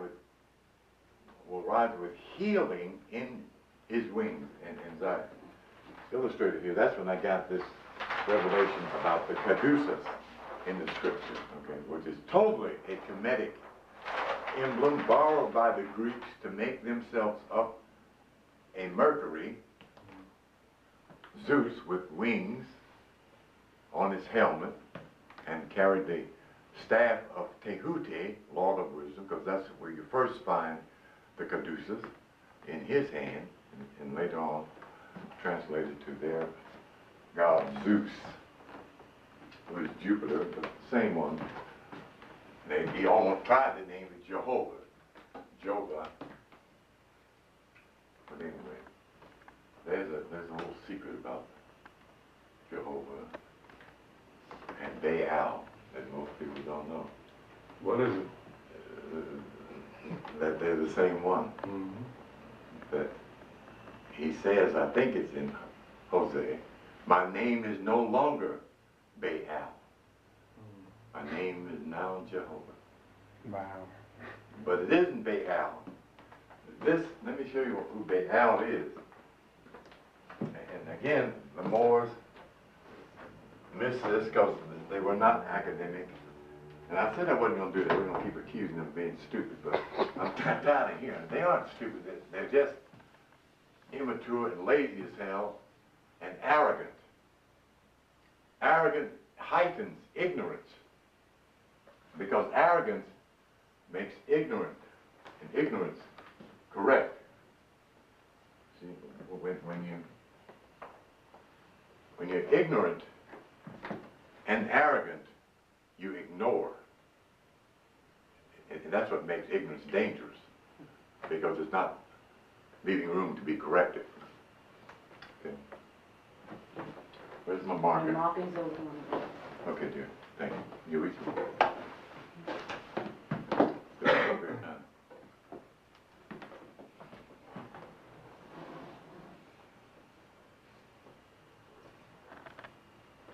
Anybody see anything yet? No. Look at it and break it down, because it's right there. Baal, Kaaba, oh, Baal-mi Baal. is Baal. Mm. King and exalted one. Ali means exalted one. Bay means king. And if you want to know how how Baal becomes Jehovah. But it's verified in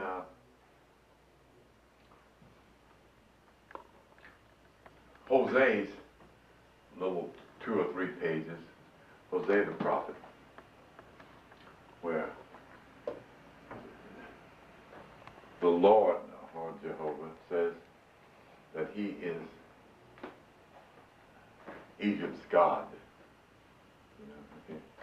I don't want to stop and do all these verses, but I should try to get it in because it's certainly an extraordinary perspective from where we stand about this Christianity, Jehovah, whose name should be pronounced Yahuwah, which of course shows the depictive from that of the Kemetic name, Kapira, he who causes to become, which name means that, both of them. So the verification of what is given in, I think that's Hosea's little book.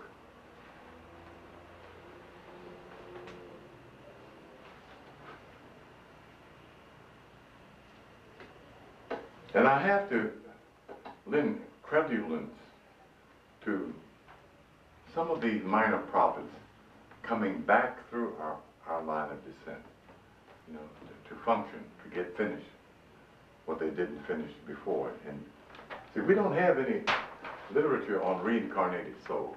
You know, we just assume, like the dumb Baptists, that ain't real, you know, and we should not. Getting out of the gully of ignorance, again, is a part of that. I don't think I marked it, or did I? I don't think I did. Or if I did, I marked it in my blue book that it just got recently. Now we're going to stand here and look through this. The universal law won't let it do, you know? Just like the good Lord, something he can't do. He can't randomly go kill some damn body. He's the Lord of life. He can't go cut your damn throat like Melchizedek did. He's the evil child. Didn't give his ass a chance to grow up. He wouldn't slice his damn head off. But that was his word. Because he is the Lord who doeth both good and evil. That's the law of duality. I am the Lord who doeth both good and evil. And that's a reality. You know, that we, in our religiosity, don't have fixed in our psyche. Y'all ready yet? Oh, yeah. All right, say I'll be right back. Good night. Good night, dear. Good night, sir. You on me? Yeah, go on. Okay. Now, Hosea chapter 13, verse 4. Yet I am the Lord thy God from the land of Egypt, and thou shalt know no God but me, for there is no Savior beside me. Okay. Now, you can read that either way. You can say that there was no God in Egypt but Jehovah. See, now, if there was no God in Egypt but Jehovah, who in the hell was giving them power and knowledge, wisdom and understanding to build, maintain, and to rule the planet Earth? You know, that's what your ancestors was doing. Top dog on planet Earth. Okay, that's why that verse in Isaiah chapter 18, verses 1 and, chapter 19, the oracle to Egypt, is so important in chapter 24 and 25. Okay, that they had all this power. I read it once, I want to read it again. I read the antithesis of it. It's the problem. What I want you to do is get a copy of the standard, revised standard edition of the King James translation, or the Catholic American standard translation, okay? Because in there it reads, a people tall and smooth skinned, a powerful and oppressive nation. A people feared far and wide, is how that reads, you know, as opposed to how it reads in this translation. Okay, the difference of psychology is antithetical, you know, to this garbage here. I remember that Negro Newton in Cleveland held this book in church and I believe every word in this book. I just dropped my head because I knew that nigga didn't know every word in that book, you know. But I mean, that's what preachers do. They work to heighten the faith level of their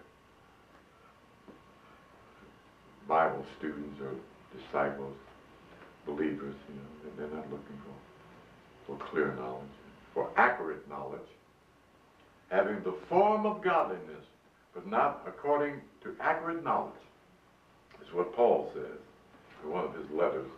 I think I found it and marked it now, but I don't have it at my visuals disposal right now. Well, let me get back to my chart here, because I want to get all this on. I don't have this on any tape for explanation. And I've dealt with the angles here and the 12 apostles' names in relationship to these 12 glands. Zodiac, the 12 aspects of zodiac is Old Testament.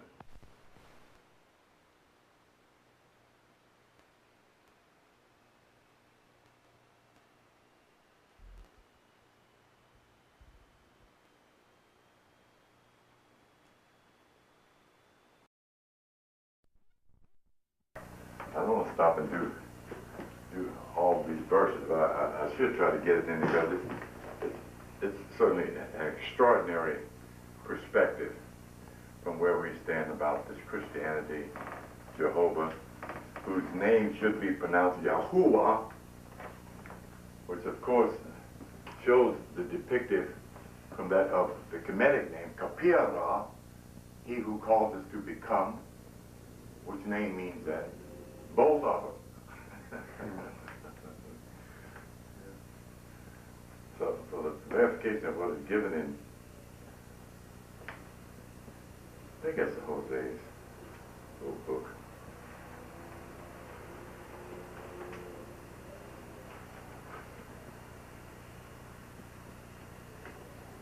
And I have to lend credulence to some of these minor prophets coming back through our line of descent, you know, to function, to get finished what they didn't finish before. And see, we don't have any literature on reincarnated souls. You know, we just assume, like the dumb Baptists, that ain't real, you know, and we should not. Getting out of the gully of ignorance, again, is a part of that. I don't think I marked it, or did I? I don't think I did. Well, if I did, I marked it in my blue book that just got recently. I'm going to stand here and look through this. The universal law won't let it do, you know? Just like the good Lord, something he can't do. He can't randomly go kill some damn body. He's the Lord of life. He can't go cut your damn throat like Melchizedek did. He's the evil child. Didn't give his ass a chance to grow up. He wouldn't slice his damn head off. But that was his word. Because he is the Lord who doeth both good and evil. That's the law of duality. I am the Lord who doeth both good and evil. And that's a reality. You know, that we, in our religiosity, don't have fixed in our psyche. Y'all ready yet? Oh, yeah. All right. Say I'll be right back. Good night. Good night, dear. Good night, sir. You on me? Yeah, go on. Okay. Now, Hosea chapter 13, verse 4. Yet I am the Lord thy God from the land of Egypt, and thou shalt know no God but me, for there is no Savior beside me. Okay. Now, you can read that either way. You can say that there was no God in Egypt but Jehovah. Now, if there was no God in Egypt but Jehovah, who in the hell was giving them power and knowledge, wisdom and understanding to build, maintain, and to rule the planet Earth? You know, that's what your ancestors was doing. Top dog on planet Earth. Okay, that's why that verse in Isaiah chapter 18, verses 1 and, chapter 19, the oracle to Egypt, is so important in chapter 24, 25. Okay? That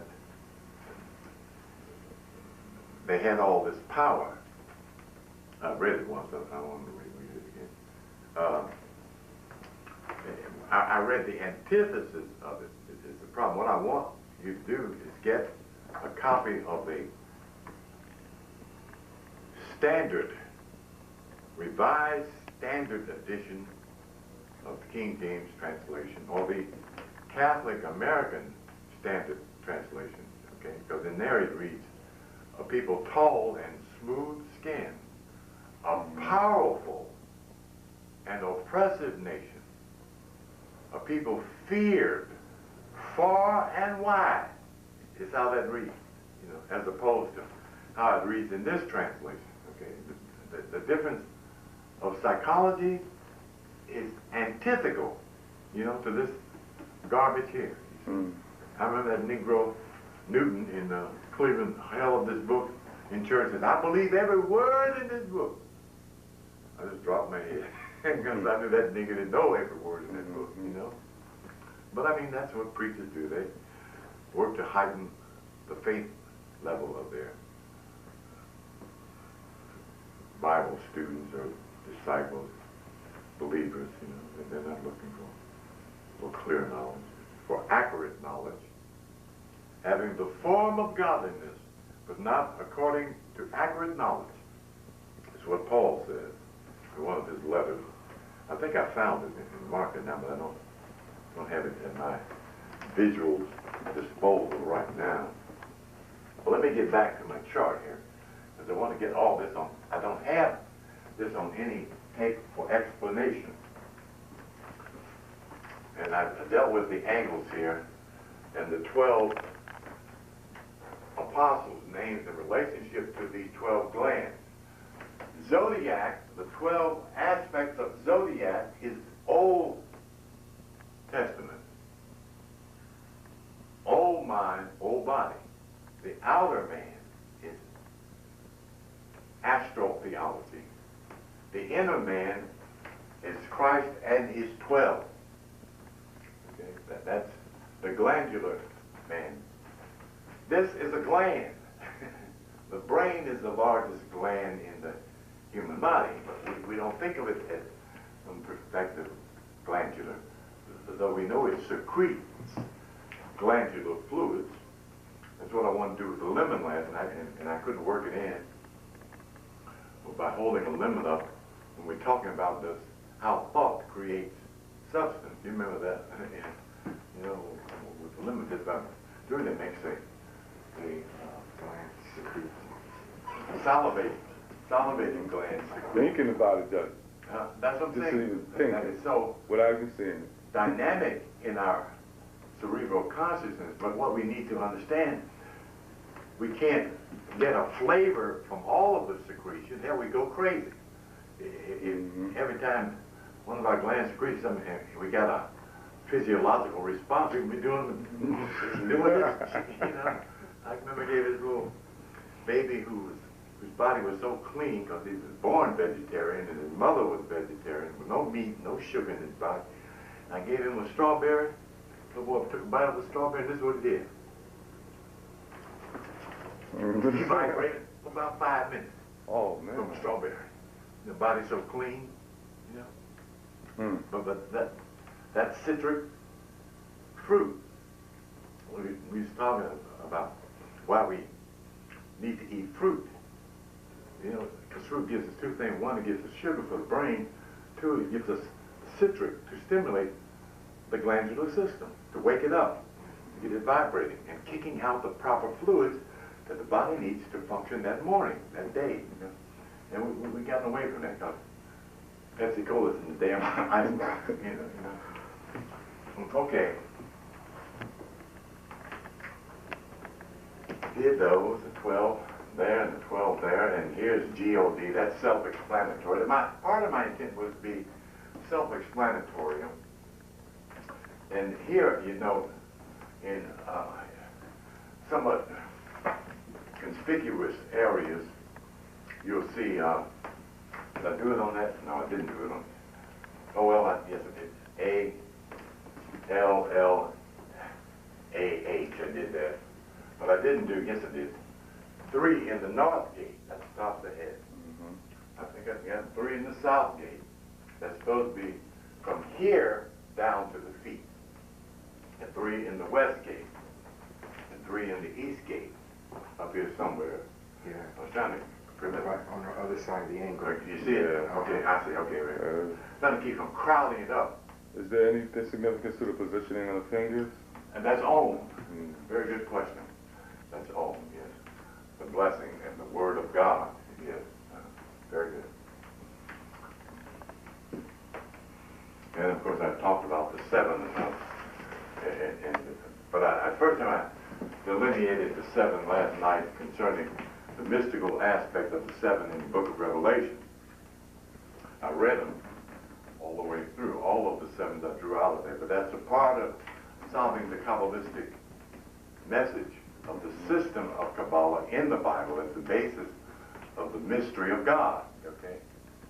So I just kind of planted some stuff because, like I said, I want the individual to do some get up off your butt, go look for this book, that book, go study, go browse, and let your intuition work with you. You know, like Spirit led me up in the public library in Cleveland, Ohio, right over to a bookcase, bent me down like this here, and pushed my face up against the glass frame in front of a book. Secret Egypt was the name of the book, you know, and I had to back up to see what it was, you know, I mean, I was so dull that I didn't even know that's what I didn't even know what the hell I'd gone up to this reference library. Charles White collected one of the best research libraries in America when you're dealing with esoteric knowledge. Where's that located? Huh? Where'd you say that was? Charles Griswold White in Cleveland, Ohio, the Griswold White collection. Right. In the public library on the 2nd floor. Wow. You know, I was in there, I used to go there every day, man. That's where I celebrated.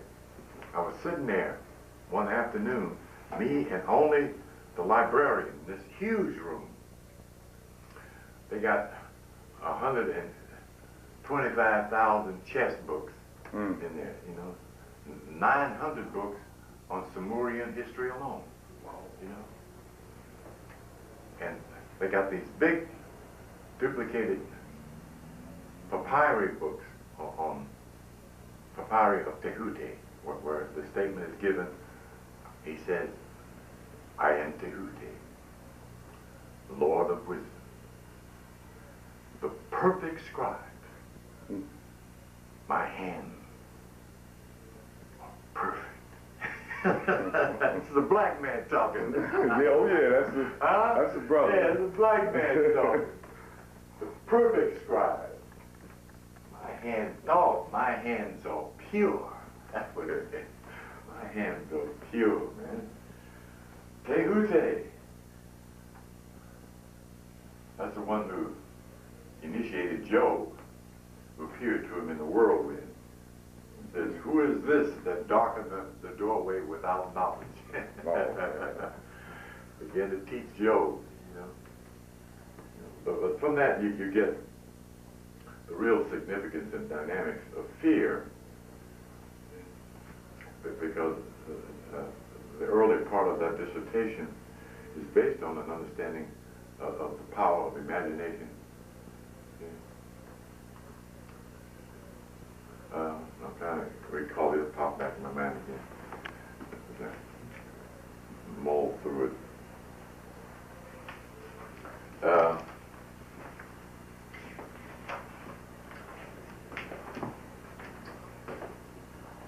I I used to mention L.C. Bay, but I quit trying to give compliments just because I knew the brother. He hasn't done that much academically. He isn't what you call an academician. He's an astral traveler. Brother could get up and go up to the seventh plane of heaven, you know. And as far as I can glean, he might have been going to different planets, you know. A real astral traveler, you know, on the astral plane and on even higher planes than that.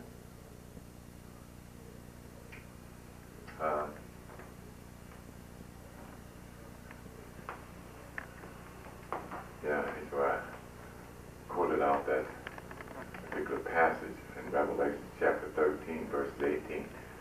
Let him who has understanding count the number of the beast, for it is the number of a man, and his number is 666.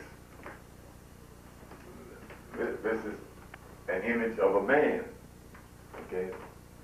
Not a devil, but a man. But on the astro-theological level, 666 is, I've done this one. I know I've done it on one of my tapes. I don't do it on all of them. But a lot of times I wouldn't even get there, you know, with the groups that I would have.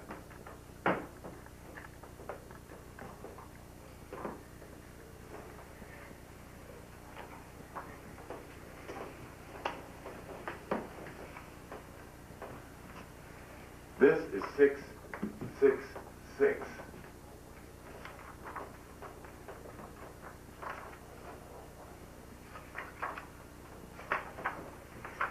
Why is that 666?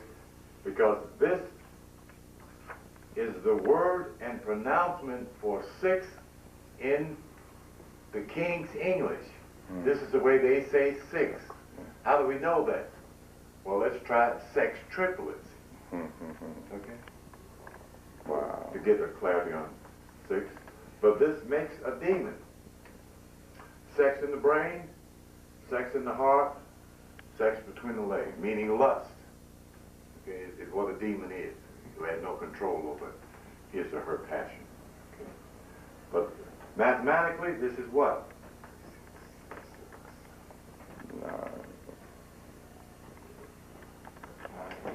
Who is who? Who is 9? Don't be looking at me, look at the board. That is. The widow's son. Of what? Of 9. That's 9 openings in the physical body, born in 9 months in a system of 9 planets. Okay? In a number system of 9 numbers, given a scripture of 3 9s, 72, 99, 108. Okay? That's the widow's son of 9. Okay? Very, very significant and very relevant, not only to where we are, where we're going, and how we're getting there, because we're going to the circle, through the circle, 360 degrees, another 9. The widow's son. Which clarifies the mystery of Adam and Eve. I think I mentioned that to somebody today. The sister had 12 openings in her body.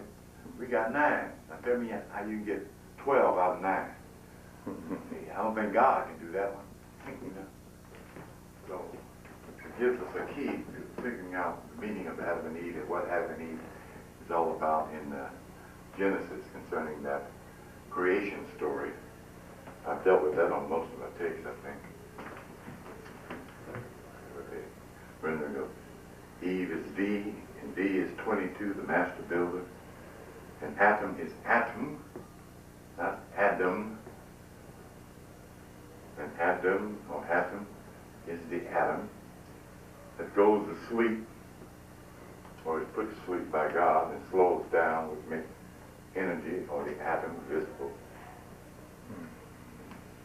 And the master builder, which is the principle, not the person, because Adam, or rather Eve, is the mother of all living. That would mean hogs, cows, pigs, ants, and roaches. We know it can't be a woman. Hmm. If she's the mother of all living, she's got to be whatever can mother everything that's living. We know it can't be a woman. There's got to be a principle. Basically, a solution for that. The foot is given here because the foot represents understanding, even though the brother insists upon overstanding. So I see where he was going with that. But your feet represent understanding. You stand under, they are under your standing, and they're at the end of your knowledge box, which is the top of your head. The nervous system goes from here all the way to your feet. Okay? That's how Israel gets divided in Jacob. The nervous system is divided in the 360-degree body man.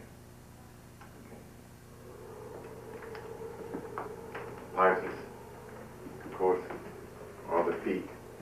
And by simply stimulating the nerve endings of the feet, you can affect and stimulate the nerve in the brain and the rest of the body. You can simply have the little reflex card and other techniques of an acupressure system, which is not hard to learn and work, but particularly if you want to command your woman's proper response and do her a huge favor, get her nervous system relaxed and help her drop some stress, massage the woman's feet.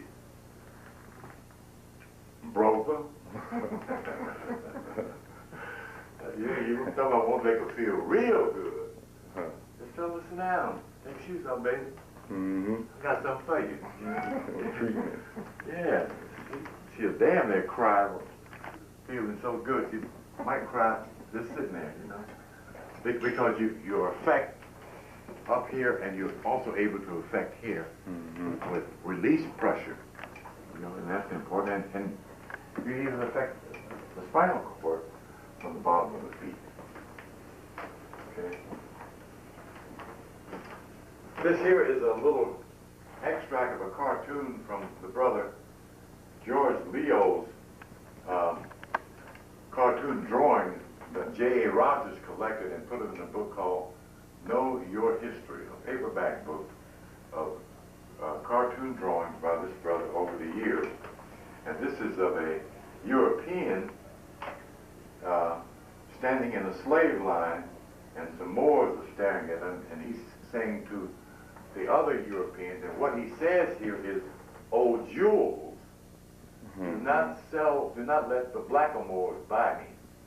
So that's what's in this little cartoon. Okay.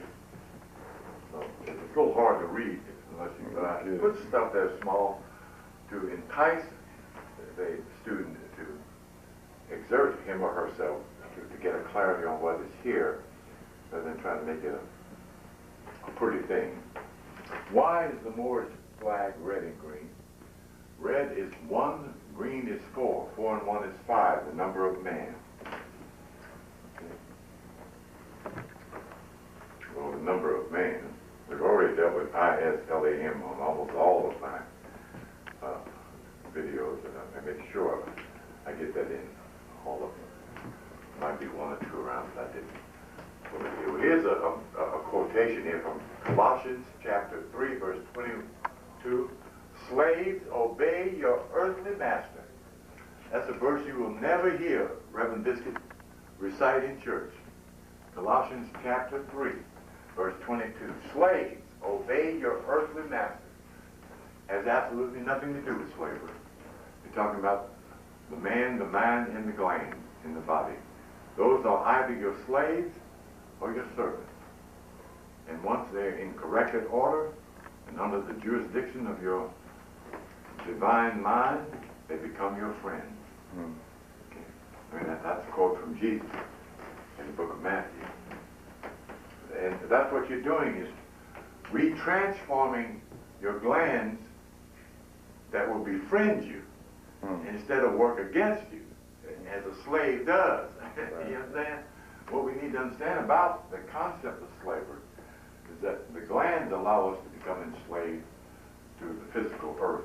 we begin serving the physical earth, unable to serve God in any capacity, including handing out damn tracts. You know, that ain't serving God. I don't need no damn tracts. But good preacher tells me there's a crescent in the star, my son. Can't get that no clearer than that. Here is a clear depiction of zodiac and the law of duality, or excuse me, the law of correspondence in this emblematic of zodiac called her web, where half the circle indicated in a kind of S swerve is black and the other half is white, which means positive energy, negative energy makes the whole circle function or work. It is called the Tao in Oriental mysticism and philosophy. See, you have Isaiah 18:7 there. Isaiah 18:7, yes. Last whole Yeah. Yeah, we just talked about Isaiah 18:7. Very, very significant. On the brother's big dick here, and I did this to draw attention to this important area. Revelation chapter 11, verse 8. Let me read that, because I don't think I've read that on any of the tapes. And one sister would look, I had my poster down in the Starbucks one afternoon, me and Bobby down there talking. In fact, Bobby, he's one who redrew the nose for me and the lips, sitting down there in Starbucks. And the sister got into our conversation, you know, we let her dialogue for a little while. That's the first time I got mad at Bobby there. You know, and I forget what I got mad about. Anyway, I told him that the Kabbalah is not the key volume, and that ain't the Kabbalah. And that's what it made Bobby there bad, you know. And I was already pissed off. He said, what you're supposed to look for are the 7 Kabbalistic keys. Well, what are they? I said, I ain't gonna tell you ass. I said, I'm gonna keep them and put them in my damn book, you know. And I didn't tell him. In fact, I ain't told him about it. Revelation chapter 11. Oh, when I was talking about this sister, I showed her. I had a chart laying out on the table trying to show it to her, and her eyes was right there. Mm-hmm. I couldn't get the sister to look up here, but she did. And so I bumped the table and said, up here, up here. Oh, man. I know she was a little bit embarrassed, I guess. And then maybe not. Nah. But I mean, it's one of the clarities that women like sex as much as men do. They try to put it all on us. They say, all y'all think about is sex. Well, hell, that's all y'all want us to think about. That usually made one of the little tennis sisters mad, because we knew we'd be reading the right. Fortunately, all of them like that, but there's a bunch of them that are. 11:8. Revelation chapter 11, verse 8. And their dead bodies shall be in the street of the great city, which, listen to this, which spiritually is called Sodom and Egypt, where also our Lord was crucified. Did you hear that? Wow. That's nice. And their dead bodies shall lie in the street of the great city, which spiritually, which takes you right into symbology, is called Sodom and Egypt, where also our Lord was crucified. Now, when does the Bible say Jesus was crucified? Not on Sodom. How about Bethlehem? on Calvary. Okay? So we know this book is not talking about Jesus. It's talking about divine nature. Sodom and Egypt. In this metaphysical construct of Charles Fillmore, Egypt is lower nature.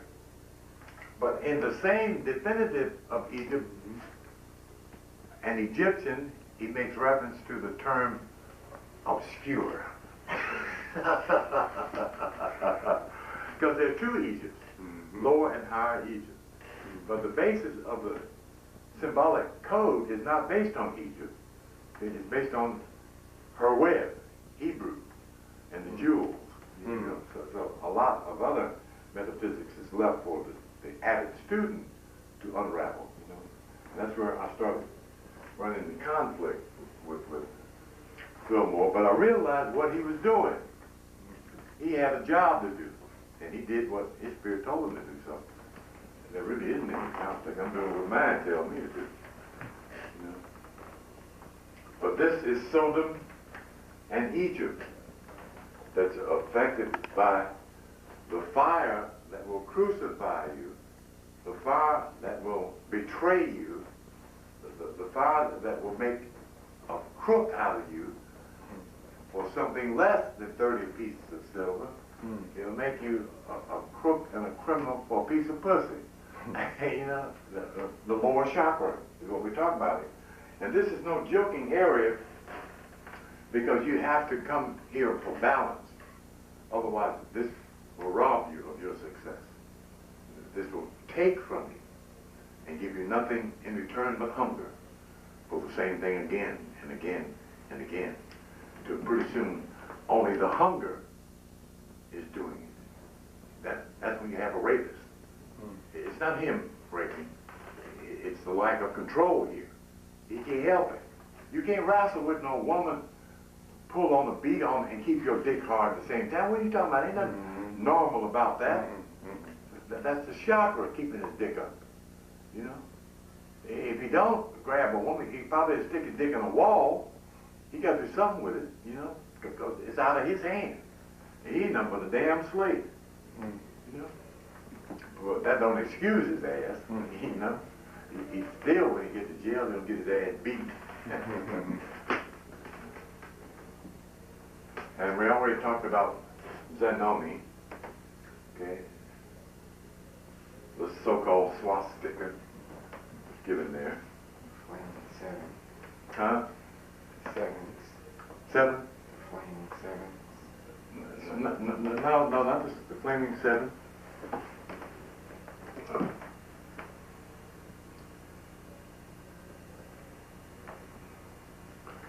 Up on one leg. Spinning.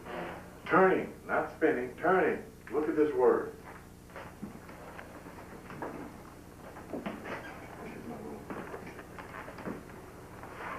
I get careful, he didn't do that, man. I'm telling that boy, upsetting my stuff. You know, I mean, like I say, one thing flows off another. If I get the one thing in there, then another thing flows from that, and pretty soon I got a whole piece I'm doing, you know. And that's the first time I had one of them little cogs fall out of the pattern there and threw me all the way off. You know, hell, I couldn't even find my notes right in front of me, and I couldn't even find the damn note to deal with the thing. Where's the little?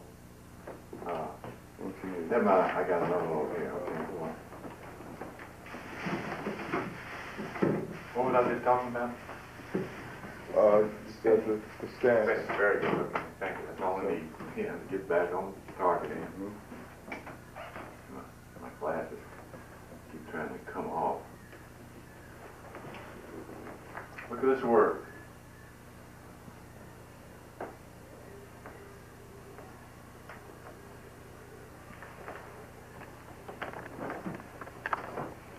Look at this word.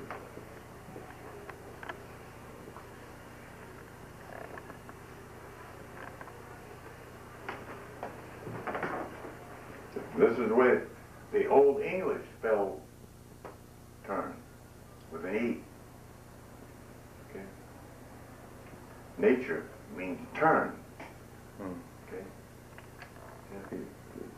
Allah subhanahu wa ta'ala is he who came from nothing, came turning, you know, creating.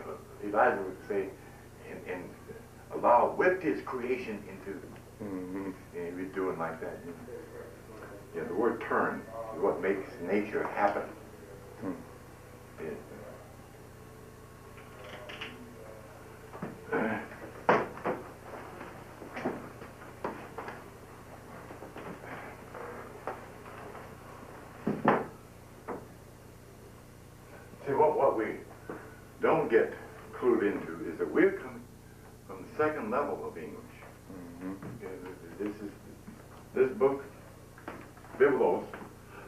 is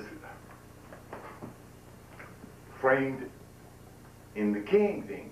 Well, the King's English is Shakespeare's English. Thee, thou, and thine. That ain't James. That's Shakespeare. The one who virtually created Eurocentric literary culture. You know, in his plays and poems and verses. You know. And of course they still don't know who he was. Some say Roger Bacon. Others gave all kind of names. They still don't know who he was. Evidently, he wasn't seeking glory for his personal self. And you can't see this up here, but these are 12 different positions of the Earth in their turn on their axis in their orbit, which is how the weather seasons transpire as the planet is slanted on an angle of 23 degrees and evidently was tilted on that angle because they can't find another planet on a 23-degree angle that remarkably allows our seasons to change. The summation is, and the speculation is, we are no longer tilted 23 degrees. We're tilted either less or more because the seasons keep changing too fast. And then they don't even fully change. You know, here it is, May, hell, and it's cold. You know? I remember June the 15th in Clayton, Ohio, it snowed. You know? I'll never forget that damn day. I'm standing walking down Euclid Avenue, looking, here comes some damn snow. And the sun's shining. You know what I'm saying? So the seasons have changed, and that is attributable, at least pragmatically, to angle of planets. Okay, I've delineated this already. Were you in here when I did the 4 and the 1? Or not? What's that? Was the camera on me when I did the 4 and the 1? Yeah. No. It wasn't on What me. did you do, what? The 4 and the 1. The Moorish star No. or flag. No. Okay, green is 4 in color. This is color code. Green is 4, red is 1. 4 and 1 is 5, the number of man. Man. Okay.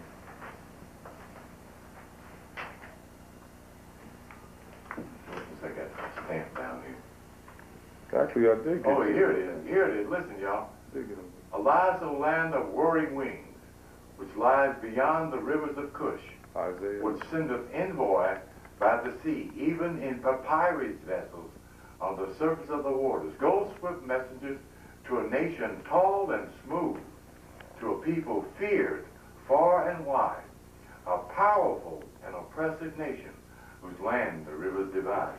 Isaiah chapter 2, verse 18 and 19. Okay. I made darn sure I cut it out of the Bible.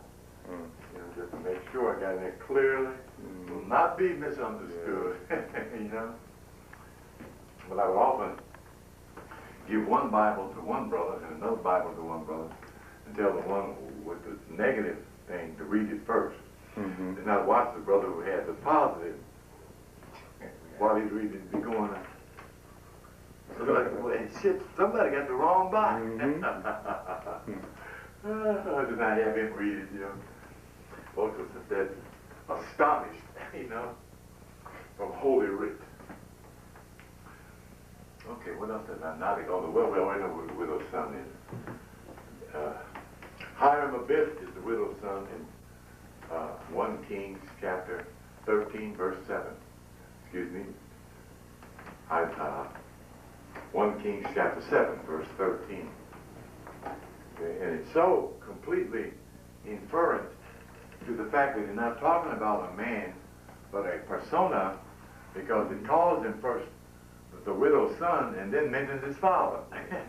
Yeah, the first time I read it, I didn't get that. You know, it was about... And they don't do nothing by mistake. So. No, it's not a That's mistake. on. It's perfect. It's not a mistake. It's good. It's a matter of coming to the subtle realization That's it. of its significance. Yes, yeah. 'Cause I had actually one Christian try to tell me certain inconsistencies were, oh, that might be an error, Right. a typo. A typo, right. Oh, yeah. no. Yeah. Not the most calculated form of belief Well, system so ask they me, made. what is the typo of the beginning? Fear of the Lord is the beginning of wisdom. Perfect love casts out all fear. Let me hear him correct that dumb shit. And you can't do it unless you know what F-E-A-R means. Fire, earth, air, and the river, which is water, the four elements, the beginning of wisdom. Okay.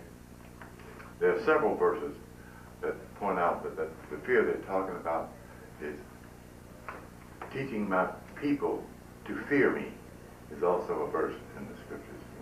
You know. But they couldn't deal with it because they're not into hidden knowledge and secret language. So that they had to find some dumb shit to put in there. Well, actually it means all. The fear of the Lord is talking about, he means all. Why did they say the all? Well, they did. Yeah. In another one, yeah. In the Jehovah's Witness translation, he changed it. He took so much stuff out there. He was an ex-Mason. Him and Noah both. Noah is a little blonde dude that looks like Saint Germain, and Russell is the taller one that is the Christ in their order. And this is a high order on the fundamental level, because they know this esoteric knowledge because they go to school at night and get it. But they can't teach it. You know, they can't teach it. My brother is Jehovah's Witness. He's the one who told me what M-A-N meant. You know? Cornelius, M-A-N means man, able and noble. You know, I just shake his little head when he said something real wise. Yeah. But he ain't said nothing else, but hell, that's all I needed. This shit went to clicking, and them verses I already memorized went to clicking and the popping. Shit. Let me go do this. Yeah, man. Yeah. Wow. Yeah, I appreciate him for that, but he hounded my ass to no end about that damn Jehovah's Witness stuff, man. Yeah. Well, I think I pretty much covered everything that's on here. I will open my mouth in parables. I meant to recite this. I will utter things hidden from the foundation of the world. Matthew chapter 13, verse 35. I will open my mouth in parables. I will utter things hidden from the foundation of the world. Okay. Jesus talking there. Can you just touch on Mother Zedekiah's? Mother Zedekiah is zodiac in its clarity. The reality of that symbological representation is Isis. I did that last night when you went there. You need to get that tape. Yeah, that tape's gonna be awesome. Since he approves of it, I think it's garbage himself. He ain't. But he speaks highly of it, so I'm gonna buy into his approval. Will you be holding any more classes? Not here. I mean, like Until the 12-week thing that you did before? Will you No, not unless he wants to do that. If he wants to bring me down here for Friday, Saturday, Sunday class until we get all 12 of the 12-week course done, I'm interested in that. All right. But I'll check out, see how many people are willing it's to gonna cost you participate, yeah. for each lecture. But if we can get a group of people interested enough, willing to shell out for a seminar, That would be a 3-day seminar, whatever you feel is a fair price, and it's got to be more than $10 damn. Yeah. You understand? But they got to be interested. You know, I mean, that's what makes them come back the next day. And these Negroes didn't even get a taste of meditation because I hemmed and hawed so damn many times. I ain't never done anything like that before. But I'm dealing with what was there at the time. I still do the one where you curl in the back of your tongue. Oh, do you? Yeah. Very good. Very good. That's Korea, yeah. Very good. This brother, here's something, man. Yeah, that's great. That's great to see you again, man. Very nice. Yeah, let's see here. Signs of our times. Okay, that's where I quoted. To everything there is a... You know, it was a deep one too. What's that? The meditation you did with the bowl. Oh yeah, I still got the bowl, but I'm scared to bring it back on the plane. The first time I took it, I think to New Jersey, and bringing it back, the damn red cap took my bowl and threw it. I mean, the luggage people took that bowl because they had it in a red hat box, and it's easy and good to carry it, but you can't throw it around. And he threw my damn bowl up on that luggage ladder and broke it because they paid me for it. You know? Broke the bowl? Yeah, yeah. But they gave me a check for it, $350. Are you familiar with the area up in Blue Ridge Mountains No, not. in Georgia? Blue Ridge Mountain, no, not. Two brothers bought over 600 acres of land up there, and they only sell to brothers and sisters. This year, I'm going to acquire 5 acres. All right, And I would like for you to do like a, like a retreat. That's excellent. Would you That's be excellent. interested That's in wonderful. something like Yeah, that? yeah, but you got to get, first thing you got to get is housing. You know, I mean, you can't expect them to sleep on the ground. You know, Okay. I mean, they could rough it, but meditation and retreat is not a roughing it. It's detachment. But you don't want to try to make a retreat a painful experience. Right. It's an opportunity to relax and throw off stress, anxiety, worry, and get in touch with the inner self. And you can't do that with an extraordinary amount of denial. You know, we're not ascetics. We're not trying to put ourselves on an ascetic's path. We're trying to find a practical metaphysics, a practical yogi approach to spirituality. So you just can't have some land now. You got to get something else to go with it. Keep in mind, these are Americans you're working with. You know, these are not Easterners in that thing. They're not going to sit on the ground and cross their legs and go into a deep concentration. You know, these Negroes be sitting on crushed velvet. You know, shit. You know, they want something comfortable. You know, it doesn't have to be the luxurious of everything, but it should be comfortable so that their minds are not constantly reminded that they're suffering. You know. Have you ever done a retreat before? Not in the outdoors, only inside. You know, and no longer than a day. You know, because I haven't had the opportunity to do it. You know, but I would be interested in doing that. You know, but it's something that you're going to have to make work. You got to have some creature comforts. Okay. Something unique, like delicious natural food. You know, a chance to be by themselves and feel comfortable and not lonely, you know. And that's not an expensive venture. You're not talking about thousands and thousands of dollars.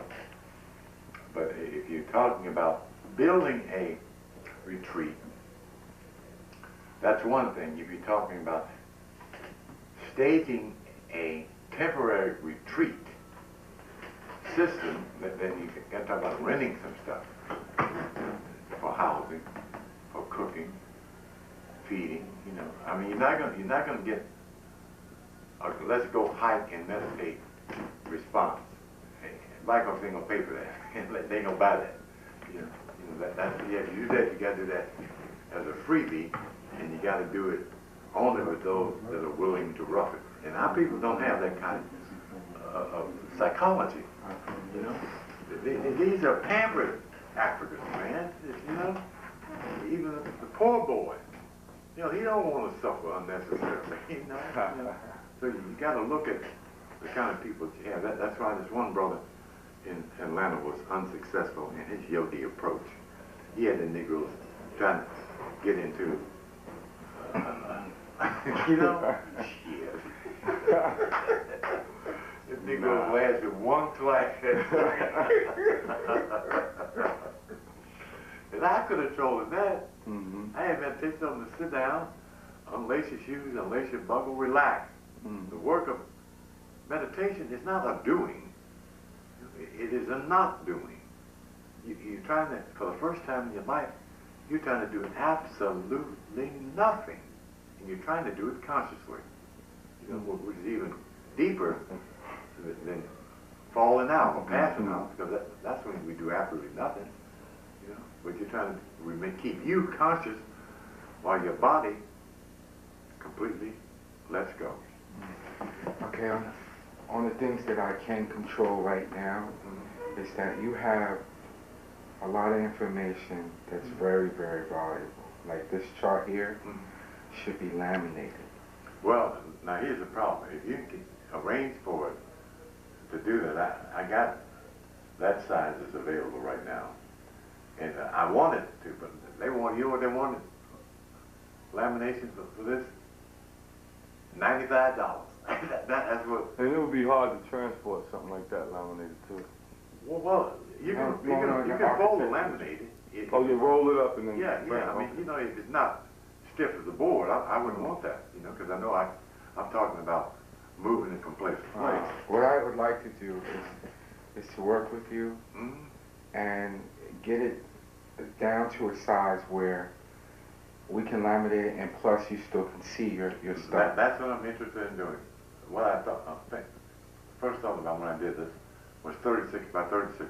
That's the size of most posters. Okay. But most posters don't have this much information. No, nowhere near. My primary concern was a level of information, because, as I said, it's not a beauty chart, it's a study chart. Right. But at the same time, pragmatically speaking, I got to make it available practically so that I can get it duplicated, and secondly, so that I can offer it to people at a reasonable price. You know, I'm charging $20 a piece for this, and I get it. You know, because any conscious brother can conceive what's up there. You know, but I would rather be able to sell it for $12, like most posters are sellable, and then be able to get 5,000 printed up and find me a market in as many black stores as I can to sell them by the dozen wholesale to as many stores. You know, that's the ideal is how to get it in many places at once. That's my operandi. I suppose they pronounce it modus operandi. You know, in terms of spread this knowledge, you know, that's was my mindset. To keep the same thematic, identity, self-knowledge, self-revelation, and keep expanding it, getting and finding more of the code. I hadn't found K-O-R-A-N when you were there. Knowledge, order, rhythm, astronomy, and nature. That's new. Right. Yeah. You know, but you know, that's a matter of growth and revelation, because that ain't in no book. You know, the Spirit gave me that standing up. You know, but you know, that's the kind of thing that I expect.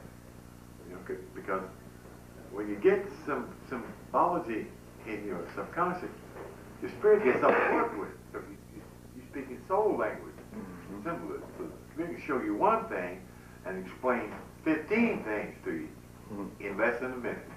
You know, yeah. So that's a huge and relevant key. Yeah. And on this chart here, as you see, this is another one of those wonderful things.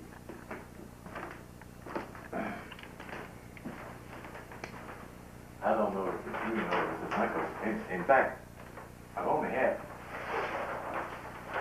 I think, one other person that noticed this. So you're selling this chart? Yeah, he's selling it for Look at this word down the side of the chart. What is it? Mathematician. Right. It was supposed to be Mathematician. mathematics. And that's what came out. Wow. Ain't that something? That's interesting. Yes, mathematician instead of mathematics. Wow. Yeah? You know? Yeah. And I didn't do that. That's heavy. Wait a minute, the lady I was supposed to, is the one who said, she was trying to pronounce mathematics, and she said magician. It came out of her mouth, you know, but I heard it clear, you know, so I put it on there. That's her hand up there.